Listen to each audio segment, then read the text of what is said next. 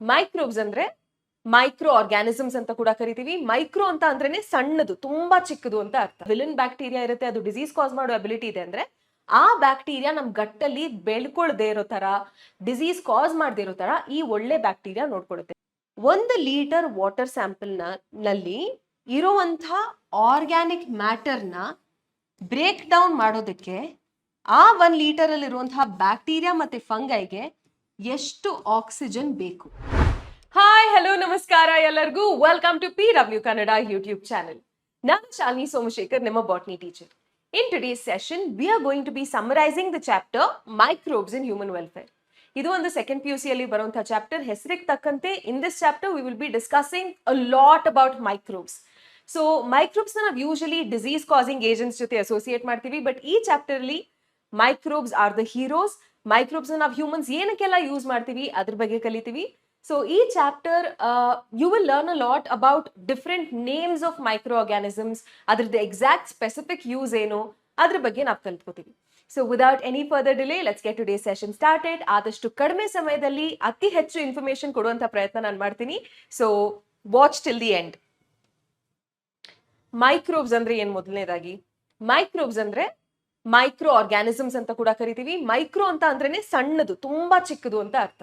So micro organisms ಅಂದ್ರೆ ಏನು? ತುಂಬಾ ಚಿಕ್ಕದಾಗಿರೋ ಆರ್ಗ್ಯಾನಿಸಮ್ಸ್, ಯಾವ್ದೆಲ್ಲ ನಮ್ಗೆ ನೇಕೆಡ್ ಐಸ್ಗೆ ಕಾಣಲ್ಲ, ಮೈಕ್ರೋಸ್ಕೋಪ್ ಕೆಳಗಡೆ ನೋಡಿದಾಗ ಮಾತ್ರ ಕಾಣುತ್ತೆ, ಅದಕ್ಕೆ ನಾವು ಮೈಕ್ರೋ ಆರ್ಗ್ಯಾನಿಸಮ್ಸ್ ಅಂತ ಕರಿತೀವಿ. ಹೌದಲ್ವಾ? ಸೊ ಮೈಕ್ರೋ ಆರ್ಗ್ಯಾನಿಸಮ್ಸ್ ಎಲ್ಲೆಲ್ಲ ಇರುತ್ತೆ? ಎಲ್ಲ ಕಡೆನೂ ಇರುತ್ತೆ. ನೆಲದ ಮೇಲೆ ಇರುತ್ತೆ, ಗಾಳಿಯಲ್ಲಿರುತ್ತೆ, ನೀರ್ನಲ್ಲಿರುತ್ತೆ, ನಮ್ಮ ಬಾಡಿ ಮೇಲಿರುತ್ತೆ, ನಮ್ಮ ಬಾಡಿ ಒಳಗಡೆ ಇರುತ್ತೆ. ಟೆಂಪರೇಚರ್ ಬಗ್ಗೆ ಮಾತಾಡಿದ್ರೆ ಎಕ್ಸ್ಟ್ರೀಮ್ಸ್ ಆಫ್ ಟೆಂಪರೇಚರ್ ಇರುತ್ತೆ. ತುಂಬಾ ಬಿಸಿ ಇರೋ ಕಡೆ ಕೂಡ ಇರುತ್ತೆ, ತುಂಬಾ ಕೋಲ್ಡ್ ಆಗಿರೋ ಟೆಂಪರೇಚರ್ ಇರೋ ಕಡೆ ಕೂಡ ನಾವು ನೋಡ್ಬೋದು. So microbes are found pretty much everywhere, right? So ಸಿಟಿಯಲ್ಲಿ ನೋಡ್ಬೋದು, ಓಷನ್ ಅಲ್ಲಿ ನೋಡ್ಬೋದು, ಪೋಲಾರ್ ರೀಜನ್ಸ್ ನಲ್ಲಿ ನೋಡ್ಬೋದು, ಫಾರೆಸ್ಟ್ ನಲ್ಲಿ ಕೂಡ ನೋಡ್ಬೋದು. So microbes are found everywhere. In fact ನಮ್ಮ ಬಾಡಿಯಲ್ಲಿ ನಮ್ಮ ಬಾಡಿ ಸೆಲ್ಸ್ಗಿಂತ ಜಾಸ್ತಿ ಮೈಕ್ರೋಬ್ಸ್ ಸೆಲ್ಸ್ ಇದೆ ಅಂತೆ. ಓಕೆ, ಸೊ ಅಷ್ಟು ಬೇರೆ ಬೇರೆ ಡೈವರ್ಸ್ ಆಗಿರುವಂತಹ ಮೈಕ್ರೋಬ್ಸ್ ಎಲ್ಲ ಕೂಡ ಡಿಸ್ಟ್ರಿಬ್ಯೂಟ್ ಆಗಿರುತ್ತೆ. Microbes are present everywhere. ನಿಮ್ NCERT ಅಲ್ಲಿ ಕೊಟ್ಟಿರುವಂತಹ ಕೆಲವು ಎಕ್ಸಾಂಪಲ್ಸ್ ನಾನು ಇಲ್ಲಿ ಆಡ್ ಮಾಡಿದ್ದೀನಿ. They are present in extremely high temperatures. ಎಷ್ಟು ಹೈ ಟೆಂಪರೇಚರ್ ಅಂತ ಅಂದ್ರೆ almost as high as 100 degree Celsius. 100 degree Celsius, ಅಷ್ಟು ಜಾಸ್ತಿ ಟೆಂಪರೇಚರ್. ನಮ್ಮ ಬೋನ್ಸ್ ಕೂಡ ಮೆಲ್ಟ್ ಆಗ್ಬಿಡ್ಬೋದು ಆ ಟೆಂಪರೇಚರ್ಲಿ. ಅಂಥ ಟೆಂಪರೇಚರ್ ಅಲ್ಲಿ ಕೂಡ ನಾವು ಮೈಕ್ರೋಬ್ಸ್ ಇರೋದನ್ನ, ಸರ್ವೈವ್ ಆಗೋದನ್ನ, ಥ್ರೈವ್ ಆಗೋದನ್ನ ನೋಡ್ತೀವಿ. ಓಕೆ, ಹಾಗೇನೆ ಸಾಯಿಲ್ ನ ಡೀಪೆಸ್ಟ್ ಲೇಯರ್ಸ್ ಒಳಗಡೆ ನಾವು ಮೈಕ್ರೋಬ್ಸ್ ನ ನೋಡ್ಬೋದು. ಸ್ನೋ, ತುಂಬಾ ಚಳಿ ಇರೋ ಕಡೆ, ತುಂಬಾ ಫ್ರೀಸಿಂಗ್ ಕೋಲ್ಡ್ ಇರೋ ಕಡೆ, ಸ್ನೋ ಇರೋ ಕಡೆ, ಎಷ್ಟೋ ಲೇಯರ್ಸ್ ಆಫ್ ಸ್ನೋ ಒಳಗಡೆ ಕೂಡ ನಾವು ಮೈಕ್ರೋಬ್ಸ್ ನ ನೋಡ್ಬೋದು. ತುಂಬಾ ಅಸಿಡಿಕ್ ಆಗಿರೋ ಎನ್ವೈರನ್ಮೆಂಟ್ಸ್ ಅಲ್ಲಿ ಕೂಡ ನಾವು ಮೈಕ್ರೋಬ್ಸ್ ನ ನೋಡ್ಬೋದು. Okay, so microbes are found pretty much everywhere. Now ಯಾವ್ದೆಲ್ಲ ಆರ್ಗ್ಯಾನಿಸಮ್ಸ್ಗೆ ನಾವು ಮೈಕ್ರೋಬ್ಸ್ ಅಂತ ಕರಿತೀವಿ? ನಾವು ಫಸ್ಟ್ PUC ಅಲ್ಲಿ ಒಂದು ಚಾಪ್ಟರ್ ಕಲ್ತಿದ್ವಿ ಅಲ್ವಾ, ಬಯೋಲಾಜಿಕಲ್ ಕ್ಲಾಸಿಫಿಕೇಶನ್ ಅಂತ. ಬಯೋಲಾಜಿಕಲ್ ಕ್ಲಾಸಿಫಿಕೇಶನ್ ಅಲ್ಲಿ we learn about some unicellular organisms, prokaryotic, eukaryotic, ಇದೆಲ್ಲ ಕಲ್ತಿದ್ವಿ. ಅಲ್ಲಿ ನಾವು ಎಷ್ಟೊಂದು ಯೂನಿಸೆಲ್ಲರ್ ಆರ್ಗ್ಯಾನಿಸಮ್ಸ್ ಬಗ್ಗೆ ಕಲ್ತಿದ್ವಿ. ಹಾಗೆ ವೈರಸಸ್, ಪ್ರಾಯಾನ್ಸ್, ವೈರಾಯ್ಡ್ಸ್, ಇದರೆಲ್ಲ ಬಗ್ಗೆ ಕಲ್ತಿದ್ವಿ.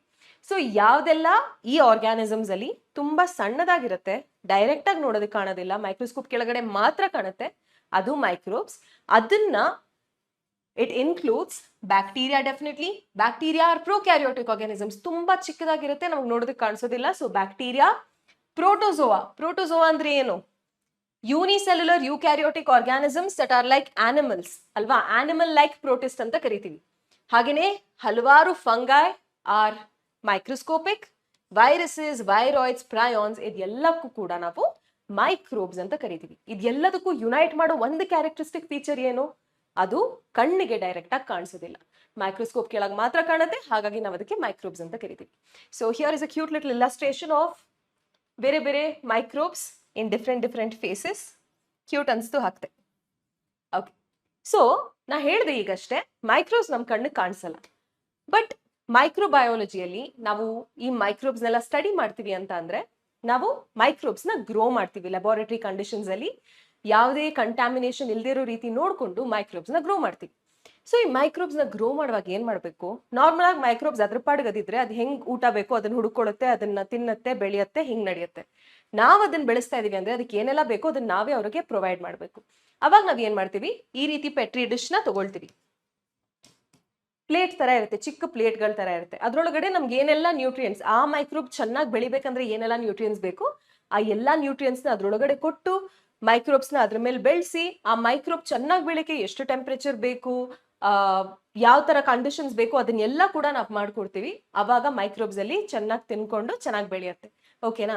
ಇವಾಗ ಒಂದು ಬ್ಯಾಕ್ಟೀರಿಯಾನ ನಾವು ತಗೊಂಡ್ರೆ, ಬ್ಯಾಕ್ಟೀರಿಯಾ ಸಖತ್ ಚಿಕ್ಕದು, ಮೈಕ್ರಾನ್ಸ್ ಅಲ್ಲಿ ಮೆಷರ್ ಮಾಡುತ್ತೆ, ತುಂಬಾ ಚಿಕ್ಕದು, ನಮ್ ಕಣ್ಣು ಕಾಣಿಸೋದೇ ಇಲ್ಲ. ಒಂದು ಡಾಟ್ ಇಟ್ರೆ ಅದರಲ್ಲೇ ಒಂದು ಸಾವಿರಾರು ಮೈಕ್ರೋಬ್ಸ್ ಇರುತ್ತೆ, ಸಾವಿರಾರು ಬ್ಯಾಕ್ಟೀರಿಯಾ ಇರುತ್ತೆ.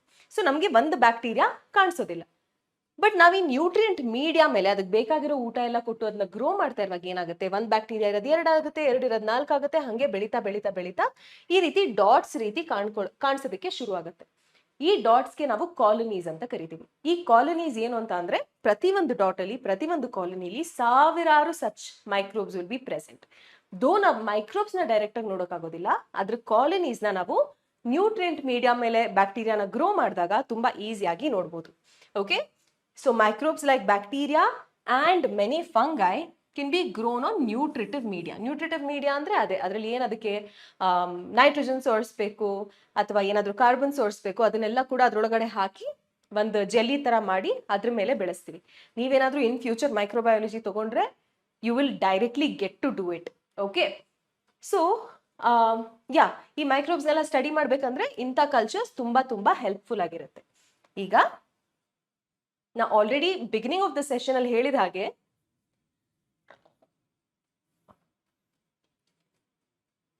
ಮೈಕ್ರೋಬ್ಸ್ ಅಂತ ಅಂದ್ರೆ ಯೂಶಲಿ ವಿಲ್ಲನ್ ಅಂತ ನಾವು ನೋಡ್ತೀವಿ. ಯಾಕೆಂದ್ರೆ ಮೈಕ್ರೋಬ್ಸ್ ಎಷ್ಟೊಂದು ಡಿಸೀಸಸ್ ಕಾಸ್ ಮಾಡುತ್ತೆ. ಅದ್ರ ಬಗ್ಗೆ ನಾವು ಹ್ಯೂಮನ್ ಹೆಲ್ತ್ ಅಂಡ್ ಡಿಸೀಸ್ ಅನ್ನೋ ಒಂದು ಝೂಯಾಲಜಿ ಚಾಪ್ಟರ್ ಕೂಡ ಇನ್ ಡೀಟೇಲ್ ಆಗಿ ಕಲ್ತ್ಕೊಂಡಿದೀವಿ. ಬಟ್ ಎಲ್ಲ ಮೈಕ್ರೋಬ್ಸ್ ಕೂಡ ಬ್ಯಾಡ್ ಅಲ್ಲ. Just like all humans are not good, all humans are not bad, you have a mixture even in the microbial world. So ಕೆಲವೊಂದು microbes ನಾವು ನಮ್ಮ ಬೆನಿಫಿಟ್ಗೆ ಕೂಡ ಯೂಸ್ ಮಾಡ್ಕೊಳ್ಬಹುದು. ಫಾರ್ ಎಕ್ಸಾಂಪಲ್, ಇಡ್ಲಿ, ದೋಸೆ, ಮೊಸರು ಇದೆಲ್ಲ ಆಗ್ಬೇಕಂದ್ರೆ ಮೈಕ್ರೋಬ್ಸ್ ಇರಲೇಬೇಕು. ಮೈಕ್ರೋಬ್ಸ್ ಇಲ್ಲದೆ ಇದು ಯಾವುದು ಟೇಸ್ಟಿ ಡಿಲಿಷಿಯಸ್ ಫುಡ್ ನಮಗೆ ಸಿಗೋದೇ ಇಲ್ಲ. So microbes are beneficial to us in so many different ways and we should be thankful for it every single day. ಓಕೆನಾ? ಸೊ ಏನೆಲ್ಲ ಇದೆ ಅಂತಹ ಬೆನಿಫಿಟ್ಸ್ ಈ ಮೈಕ್ರೋಬ್ಸ್, ಹೆಂಗೆ ಈ microbes can act like heroes in our life, ಇವಾಗ ನೋಡೋಣ. First, house hold products ಅಲ್ಲಿ ನಾವು ಮೈಕ್ರೋಬ್ಸ್ ನ ಯಾವ್ದಕ್ಕೆಲ್ಲ ಯೂಸ್ ಮಾಡ್ತೀವಿ ಅದನ್ನ ಡಿಸ್ಕಸ್ ಮಾಡೋಣ. Production of curd from milk. ನಿಮ್ಗೆಲ್ಲ ಗೊತ್ತಿರ್ಬೋದು, ನಿಮ್ಮ ಮನೆಯಲ್ಲಿ ಸಂಜೆ ಊಟ ಎಲ್ಲ ಆಗಾದ್ಮೇಲೆ ಸ್ವಲ್ಪ ಮೊಸರಿದ್ರೆ ಅದನ್ನ ಮಿಕ್ಕಿರೋ ಹಾಲಿಗೆ ಹಾಕ್ತಾರೆ ಅಲ್ವಾ, ಹೆಪ್ಪು ಅಂತ ಕರೀತಾರೆ ಇದಕ್ಕೆ ನಾವು ಬಯೋಲಜಿಕಲ್ ಟರ್ಮ್ಸ್ ಅಲ್ಲಿ ಇನಾಕ್ಯುಲಮ್ ಅಂತ ಕರಿತೀವಿ. ಸೊ ಹಾಲನ್ನ ಮೊಸರು ಮಾಡ್ಬೇಕಂತ ಅಂದ್ರೆ ಮೈಕ್ರೋಬ್ಸ್ ಬೇಕು. ಆ ಮೊಸರಿಂದಾನೇ ನಮ್ಗೆ ಬೆಣ್ಣೆ, ತುಪ್ಪ ಇದೆಲ್ಲ ಕೂಡ ಸಿಗೋದು ಅಲ್ವಾ. ಸೊ ಇದೇನಿದೆ ಡೈರಿ ಪ್ರಾಡಕ್ಟ್ಸ್ ಎಲ್ಲ, ಅದಕ್ಕೆ ನಮ್ಗೆ ಯಾವ ಡೈರಿ ಪ್ರಾಡಕ್ಟ್ಸ್ ಅವೈಲಬಲ್ ಆಗಬೇಕು ಅಂತ ಅಂದ್ರೆ ಅಲ್ಲಿ ಮೈಕ್ರೋಬ್ಸ್ ತುಂಬಾ important. So production of curd from milk. ಯಾವ microbe will produce curd from milk? There are a group of microbes called lactic acid bacteria ಅಂತ ಕರಿತೀವಿ ನಾವು ಅದಕ್ಕೆ. That is a general group of bacteria, lactic acid bacteria ಅಥವಾ LAB ಅಂತ ಕೂಡ abbreviate ಮಾಡ್ತೀವಿ ಅದಕ್ಕೆ. So one example for that is lactobacillus. Okay, so lactobacillus ಒಂದು ಬ್ಯಾಕ್ಟೀರಿಯಾದು ಹೆಸರು. ಈ ಲ್ಯಾಕ್ಟೋಬ್ಯಾಸಿಲಸ್ ಮತ್ತೆ ಹಲವಾರು ಲ್ಯಾಕ್ಟಿಕ್ ಆಸಿಡ್ ಬ್ಯಾಕ್ಟೀರಿಯಾ ಇದೆ. ಅದು ಮಿಲ್ಕ್ ಅಲ್ಲೇ ಗ್ರೋ ಆಗುತ್ತೆ. ಮಿಲ್ಕ್ ಅಲ್ಲಿ ಗ್ರೋ ಆಗಿ ಮಿಲ್ಕ್ ನ ಕರ್ಡ್ ಗೆ ಕನ್ವರ್ಟ್ ಮಾಡುತ್ತೆ. ಓಕೆ, ಸೊ ಈ ಗ್ರೋ ಆಗ್ತಾ ಇರುವಾಗ ಏನ್ ಮಾಡುತ್ತೆ, ಈ ಲ್ಯಾಕ್ಟಿಕ್ ಆಸಿಡ್ ಬ್ಯಾಕ್ಟೀರಿಯಾ ಹೆಸರಲ್ಲೇ ಇದೆ ನೋಡಿ, ಲ್ಯಾಕ್ಟಿಕ್ ಆಸಿಡ್. ಈ ಲ್ಯಾಕ್ಟಿಕ್ ಆಸಿಡ್ ಬ್ಯಾಕ್ಟೀರಿಯಾ ಆಸಿಡ್ಸ್ ನ ಪ್ರೊಡ್ಯೂಸ್ ಮಾಡುತ್ತೆ.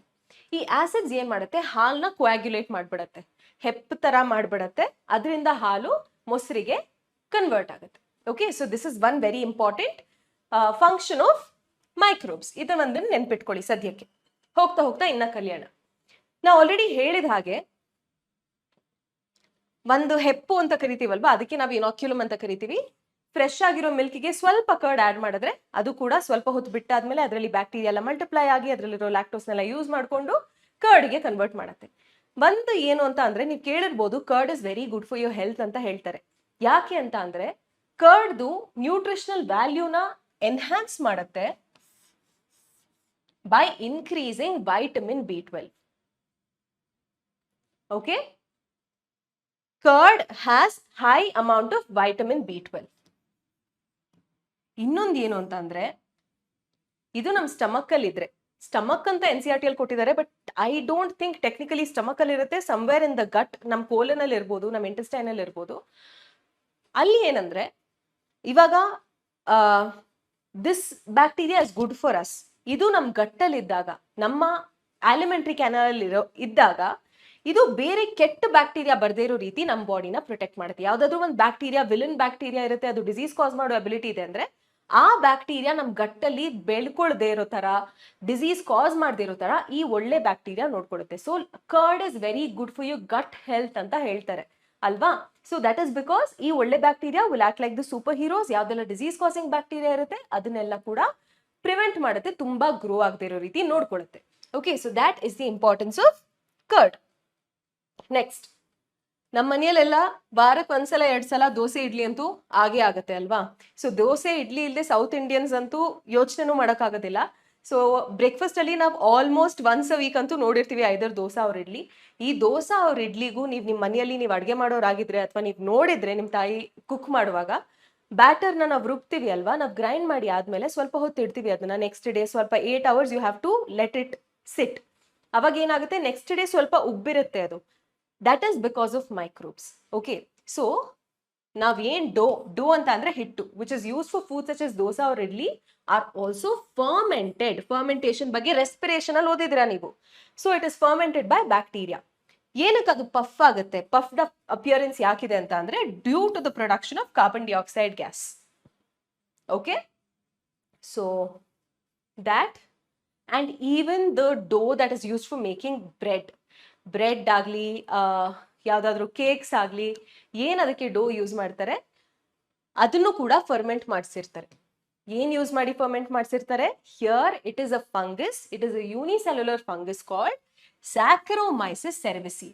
ಇದನ್ನ ತುಂಬಾ ಬೇಕಿಂಗ್ ಇಂಡಸ್ಟ್ರಿಲಿ ಯೂಸ್ ಮಾಡೋ ಕಾರಣದಿಂದ ಇದಕ್ಕೆ ನಾವು ಬೇಕರ್ಸ್ ಈಸ್ಟ್ ಅಂತ ಕೂಡ ಕರಿತೀವಿ. ಓಕೆನಾ?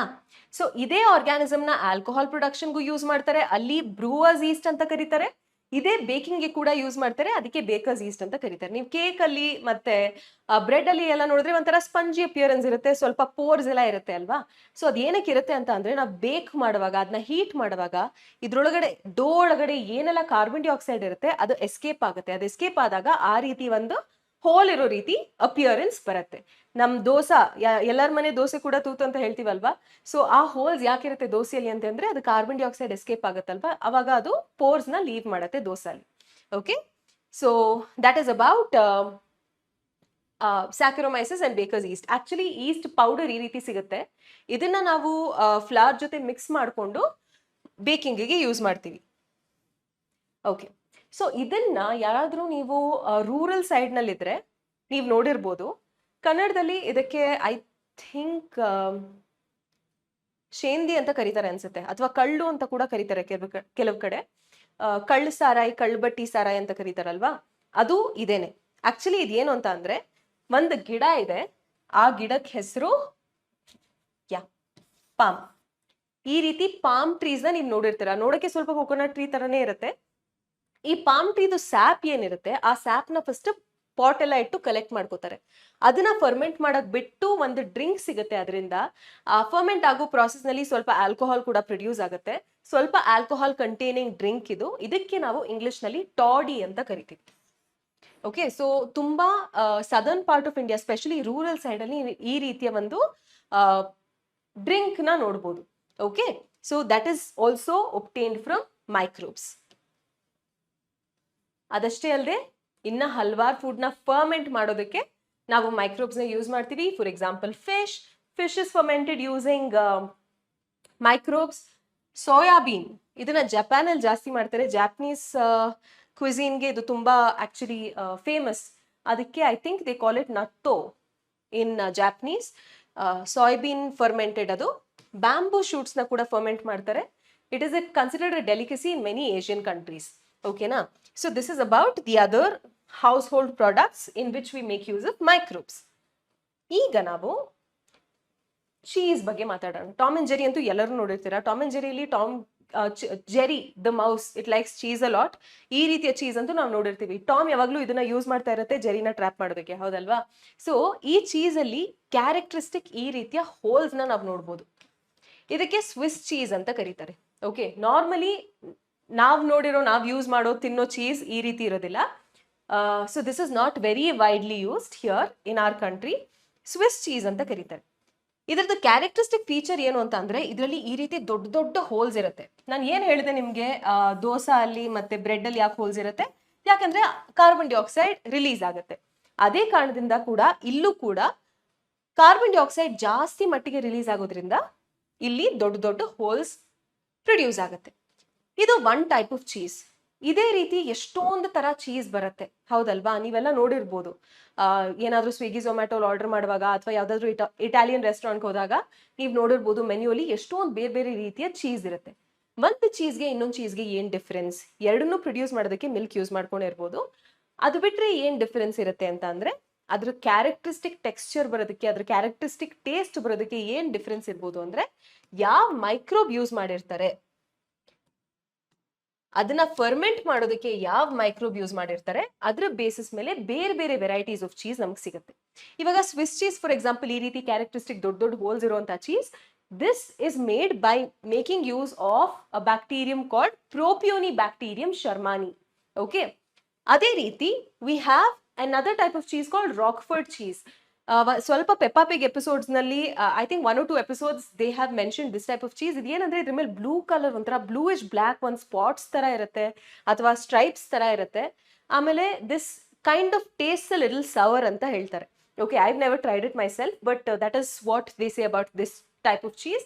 ಇದಕ್ಕೆ ರಾಕ್ಫರ್ಡ್ ಚೀಸ್ ಅಂತ ಕರೀತಾರೆ. ಸೊ ಈ ಚೀಸ್ ಕ್ಯಾರೆಕ್ಟರಿಸ್ಟಿಕ್ ಈ ತರ ಸ್ಪಾಟ್ಸ್ ಆಗಲಿ, ಅದರದ್ದು ಕ್ಯಾರೆಕ್ಟರಿಸ್ಟಿಕ್ ಟೇಸ್ಟ್ ಅಥವಾ ಓಡರ್ ಏನ್ ಬರುತ್ತೆ, ಅದು is because of using a particular type of fungus to ferment it.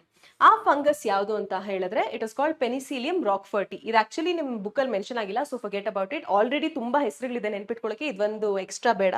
So just remember, ಇದನ್ನ ಫರ್ಮೆಂಟ್ ಮಾಡೋದಕ್ಕೆ ಒಂದು ಫಂಗಸ್ ನ ಯೂಸ್ ಮಾಡ್ಕೋತಾರೆ, ಅಥವಾ ಇದನ್ನ ರೈಪನ್ ಮಾಡೋದಕ್ಕೆ ಒಂದು ಫಂಗಸ್ ನ ಯೂಸ್ ಮಾಡ್ಕೋತಾರೆ ಅಂತ ನೆನ್ಪಿಟ್ಕೊಳ್ಳಿ. ಓಕೆನಾ?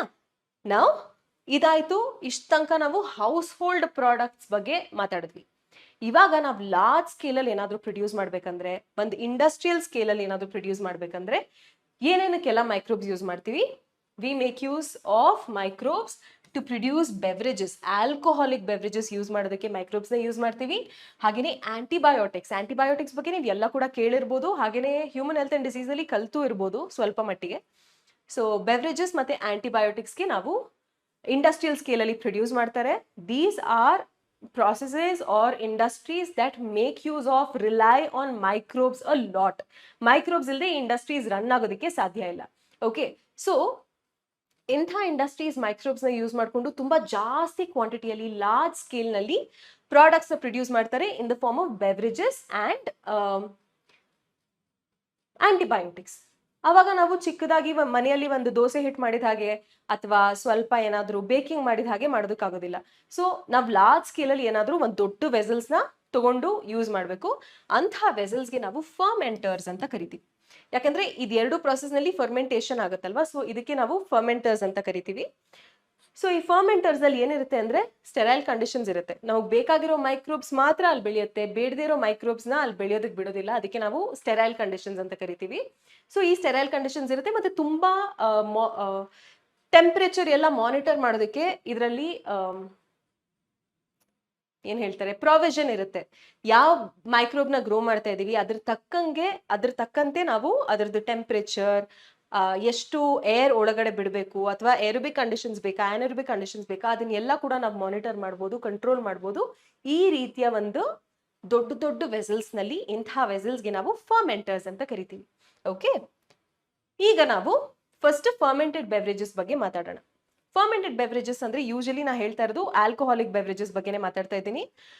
ಆಲ್ಕೋಹಾಲ್ ಪ್ರೊಡ್ಯೂಸ್ ಮಾಡೋದಕ್ಕೆ ಸ್ಪೆಸಿಫಿಕಲಿ ಹೆಚ್ಚು ಪ್ರಮಾಣದಲ್ಲಿ ಯೂಸ್ ಮಾಡೋದು ಸ್ಯಾಕರೋಮೈಸಿಸ್ ಸೆರೆವಿಸಿಯೆ. ಅಗೇನ್ ಇದೇ ಸ್ಪೆಸಿಫಿಕ್ ಎಕ್ಸಾಂಪಲ್ ನ ನಾವು ಬೇಕಿಂಗ್ ಇಂಡಸ್ಟ್ರಿಗೂ ಕೂಡ ಯೂಸ್ ಮಾಡಿದ್ದೆ. ಇದಕ್ಕೆ ನಾವು ಬ್ರೂವರ್ಸ್ ಈಸ್ಟ್ ಅಂತ ಕೂಡ ಕರಿತೀವಿ.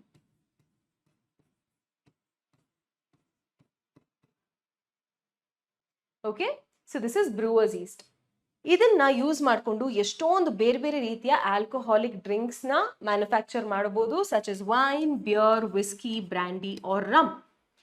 ಇದೆಲ್ಲ ಕೂಡ ಆಲ್ಕೋಹಾಲಿಕ್ ಡ್ರಿಂಕ್ಸೇ ಆಗಿದ್ದು, ಎಲ್ಲ ಕೂಡ ಈಸ್ಟ್ ಇಂದಾನೇ ಫರ್ಮೆಂಟ್ ಆಗ್ತಾ ಇದ್ರು ಕೂಡ ಇದ್ರ ಪ್ರತಿಯೊಂದರಲ್ಲೂ ಆಲ್ಕೋಹಾಲ್ ಕಂಟೆಂಟ್ ವೇರಿ ಆಗತ್ತೆ, ಟೇಸ್ಟ್ ಕೂಡ ವೇರಿ ಆಗತ್ತೆ.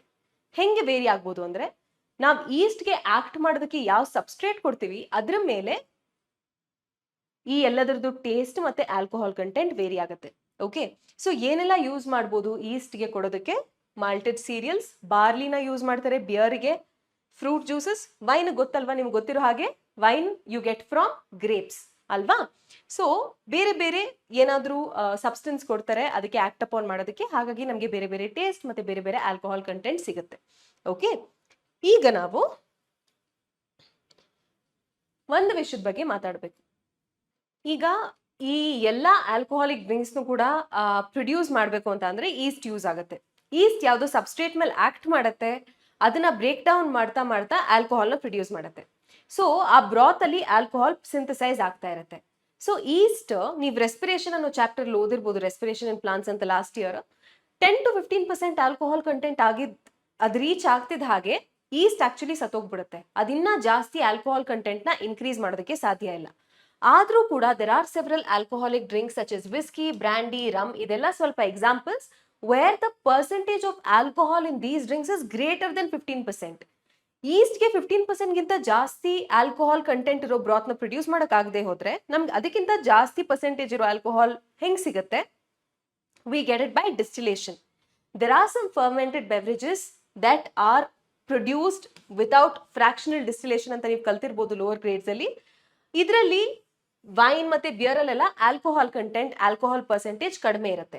ವಿಸ್ಕಿ, ಬ್ರಾಂಡಿ, ರಮ್ ಇದರಲ್ಲೆಲ್ಲ ಡಿಸ್ಟಿಲೇಷನ್ ಮಾಡಿ ಅದರ ಆಲ್ಕೋಹಾಲ್ ಕಾನ್ಸಂಟ್ರೇಷನ್, ಆಲ್ಕೋಹಾಲ್ ಪರ್ಸೆಂಟೇಜ್ ನ ಇನ್ಕ್ರೀಸ್ ಮಾಡಿರ್ತಾರೆ.